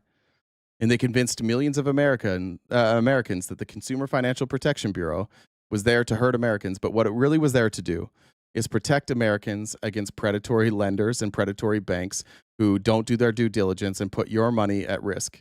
And when these banks threw you, the American consumer, under the bus, and the Consumer Financial Protection Bureau, which was created in the wake of 2008 to protect you guys, all of us, as soon as Trump came in, they gutted the CFPB and they dropped all these lawsuits. Why we're having this hearing. As we were watching the defunding of the financial police happening over the last several months and weeks, all I heard is criticism of whatever happened in the last administration. And I'm sure there's plenty of criticism that's legitimate against the last administration. I don't understand why we're still spending time on whatever happened in the last administration when we know what's happening under this administration is so corrupt and so clearly undermining the interests of every American consumer. I hope that our next hearing is going to actually focus on protecting American consumers and what we can do now and prospectively with a CFPB that has been utterly gutted as the Republicans continue to defund the financial police. Who bailed out the banks? George Bush, you silly goose. Bank of America. You don't remember the videos of all the Lehman Brothers, JP Morgan Chase, Deutsche Bank? You don't remember the videos of them going to the White House and meeting with George Bush? You don't remember George Bush announcing that they were going to bail out the banks? You guys don't remember that? We've already done that. We're bailing out the banks again. But the banks fucked over the American public in 2008. We bailed them out. And in response to that bailout, a bunch of good, well-meaning people like for perhaps Ted Cruz, perhaps Rand Paul, Elizabeth Warren, they all created these protections so that this never happened again. And guess what? Guess what? It's 2025, and Trump just is undoing those protections. Those protections were put in place And they were very popular in 2009 and 2010 because we saw how bad the banks fucked us, and we saw our government abandon its people and bail out the banks. And Congress said, never again. And Trump came in and said, yeah, maybe again. Maybe we'll do it again. Maybe we'll just gut all of these organizations. This big, beautiful bill is so shockingly bad that I can't believe that I honestly didn't think we would have a lot of pushback today. I honestly didn't think most of you would come in here and push back against this. This is an absolute handout to a handful of people, burying you, ignoring you, throwing you under the bus, just so some rich people can keep more of their money. You've made Doge a main target, right? You've got that in the crosshairs. Medicaid is the next target on behalf of Democrats. There are 80 million Americans who receive some measure. Sorry, this is Tom Swazi on with Fox. Is this Fox and Friend or America's Newsroom? America's Newsroom. Half of Democrats. There are 80 million Americans who receive some measure of Medicaid reimbursement to a tune of $600 billion. Can you not admit that there's got to be some waste, fraud, and abuse? There's no question. That's the best Fox can come up with. Yeah, I know that there's cuts to this, but you have to be able to admit there's some waste, fraud, and abuse. Even Fox knows that the cuts to Medicaid are not even remotely close to like all waste, fraud, and abuse. Even Fox knows they're like, you have to admit there's some. Yeah, everybody admits that there's some. But nobody thinks that these cuts are just waste, fraud, and abuse. Nobody thinks that. $600 billion. There's waste, fraud, and abuse throughout government. There's no question about that, and we have to go after waste, fraud, and abuse. But let's recognize that 2/3 of the people in nursing homes are paid for with Medicaid. 1/10 of the veterans in the United States of America are on Medicaid. There are 70 million Americans on Medicaid. It's not just low-income people who don't have any other resources. It's not just disabled people who really have no other opportunities. It's not just people getting the Affordable Care Act help with health insurance. It's veterans, it's senior citizens, but you children. can see that there is room to trim in that area. Yeah, but what we're seeing from Doge, what we've been seeing so far, a lot of it's just been reckless. Why do you want to eliminate people who work to oversee the nuclear stockpile? Why do you want to get rid of people who oversee the avian flu? Why do you want to get rid of people who oversee a measles outbreak in Texas and in New Mexico? But they brought them back. I see your point. Fish sticks. That's solid. There's a lot of these instances, and I've been involved in government before where I've reduced the size of the workforce when I was Nassau County Executive by 15 to 20%. You have to have a plan. It can't just be reckless and just cut without a plan as to how you're going to still deliver the important services. Still early. So there's agreement that something should be done. Just a question on how to do it from your perspective. And that's the main point. Like, you could just, what really should be happening right now, and we'll end it here. I just put Fish Stick says, why don't we hang solar panels off the side of the earth, use the flatness to our advantage? I don't know why we didn't think of that. What the government should be doing right now is expanding Medicare, and they should be expanding Medicare for everybody. And they should be rolling out a plan that would, in 10 years, eventually everybody would be on Medicare for all. It would lower the price of insurance for everybody. Everybody would be covered. You wouldn't have to worry about. Again, we started this show. If you weren't here, there's a millionaire named Ben Askren, who's a former UFC fighter, world champion, multimillionaire, a ton of money in crypto, who is maybe 40, close to 40. Got sick, got pneumonia. Now he needs a double lung transplant, and his insurance denied him. And as a multimillionaire, he doesn't have enough money to pay for his own treatment, and is resorting to GoFundMes and other celebrities raising money for him just so that he can live, because the insurance company denied his coverage. He's been spending, he's probably spent tens of thousands, maybe hundreds of thousands of dollars paying for insurance over the course of his life, and they won't approve this treatment for him to get a double lung transplant. All of this shit could be fixed. And what would that do? Just effectively, let's talk about it. For the wealthiest among us, it would slightly raise our taxes. Slightly, like 1%.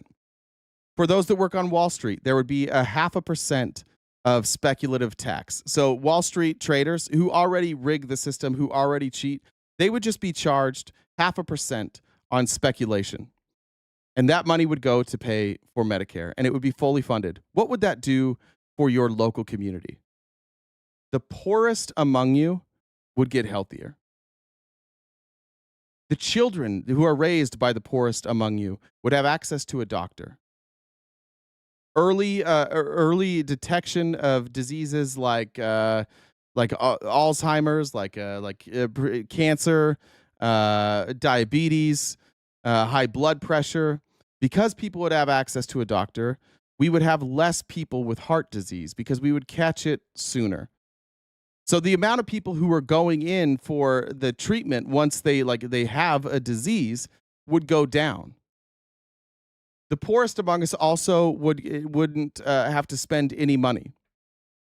They wouldn't have to make a decision between paying their bills or going to see the doctor. The middle class, those of us who live paycheck to paycheck, we wouldn't have to make that decision. We wouldn't have to delay treatment. We wouldn't have to think like, you know what, maybe this lump isn't what I think it is. Let me give it another 6 months and see if the lump grows. And then the lump grows, and now like you've got stage 3 cancer. You could go in on day 1 and you could have preventative care. We could do all of that, which is a slight increase in taxes to the richest among us. Most of you would pay basically the same. Now, your taxes might go up, but you wouldn't pay for health care. So at the end of the month, most of us would have more money left over. Right now, the average American pays $13,000 a year, probably $14,000 now with inflation on health care. Medicare for all would cost the average American between $10,000 and $14,000. So potentially you're going to have more money in your pocket, but there is no deductible and no copay. So after that $14,000, and you go to the doctor, you're not paying anything. The doctor still gets paid the same. The hospitals still get paid the same, and their funding is guaranteed. They're not negotiating with these insurance companies. When Ben Askren gets pneumonia and goes to the hospital and needs a double lung transplant, it's paid for. Why?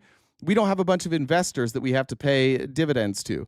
We don't have a CEO making $50 million that we have to pay dividends to or a salary to.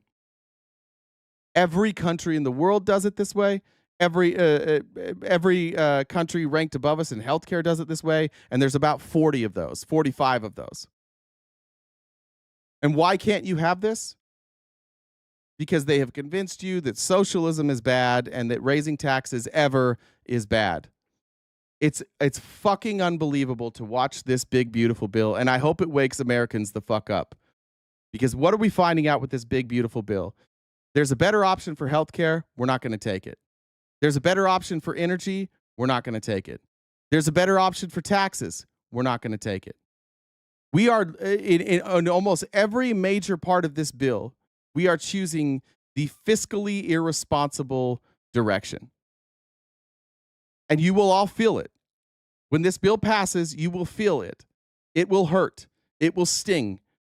People will lose millions of Americans will lose coverage. Hundreds of hospitals, hundreds of rural hospitals will shut down and close. It's not even fear-mongering. They are saying it. They are saying, we're doing the projections. We can't afford to stay open if we don't have Medicare. 70, 80% of all of our money is Medicare. People will die. On top of that, our labor markets are being decimated by ICE, by Homeland Security. In all these manufacturing sectors where we want to bring in investment, we want to bring in employees, we are getting rid of the workforce. If you were going to destroy America, if you wanted to turn America into an oligarchy overnight, I'm not sure I could come up with a better plan than this. You cannot convince me that the richest 1% isn't looking at this and realizing, holy shit, I'm about to be an oligarch. Because the government's not going to step in and pay for healthcare. The government's not going to step in and pay for education. The government's not going to step in and pay for groceries. So who can? The oligarchs. And how can they do that? They can force you to work for them. They can buy up all the companies. They can buy up all the industries. And then you're just going to be at the will of an oligarch. And whatever benefits that oligarch wants to give you, that's what you're going to get. Because the government will say, we got to privatize everything. The Republicans say we have to privatize everything. Everything works better in the private market. Let's privatize it. No matter what we privatize right now, there's a handful of people that can afford to buy everything, and you can afford to buy nothing, and I can afford to buy nothing, and your wealthiest neighbor can't afford to buy everything. You think it's bad for the middle class, for the poor? What about the multimillionaires? What the fuck are they going to do? You like your standard of living? You're making $300,000 or $400,000 a year, and you're living comfortably. See what happens when an oligarch owns everything. See what happens when you can't afford to start a business. See what happens when all farming is factory farming. See what happens when they buy up all the land. See what happens when they buy up all the houses. If you wanted to put us on the path to oligarchy, I couldn't have come up with a better plan. In fact, the people who have come up with the plan to drive us into oligarchy are the ones they're in the White House. They're on the phone with Trump. They've been saying for years, we want an oligarchy. Peter Thiel, I want an oligarchy. Elon Musk, I want an oligarchy. Mark Andreessen, I want an oligarchy. I couldn't have come up with a better plan. Those Republicans that are still hanging on out of sheer pride, I hope you wake the fuck up soon. And I really don't want to scare everybody, but this bill is going to pass. And there's going to be some stuff removed, and hopefully they can remove enough stuff that it's fixable. But the bill as it stands right now will fuck up decades of progress. It'll put us behind China. It'll put us behind India. It'll put us behind the UK. It will take us backwards decades. All because there's some rich people who want a lot more money. And those are the ones that funded Donald Trump. And you know that. You all know that. He never was self-funded.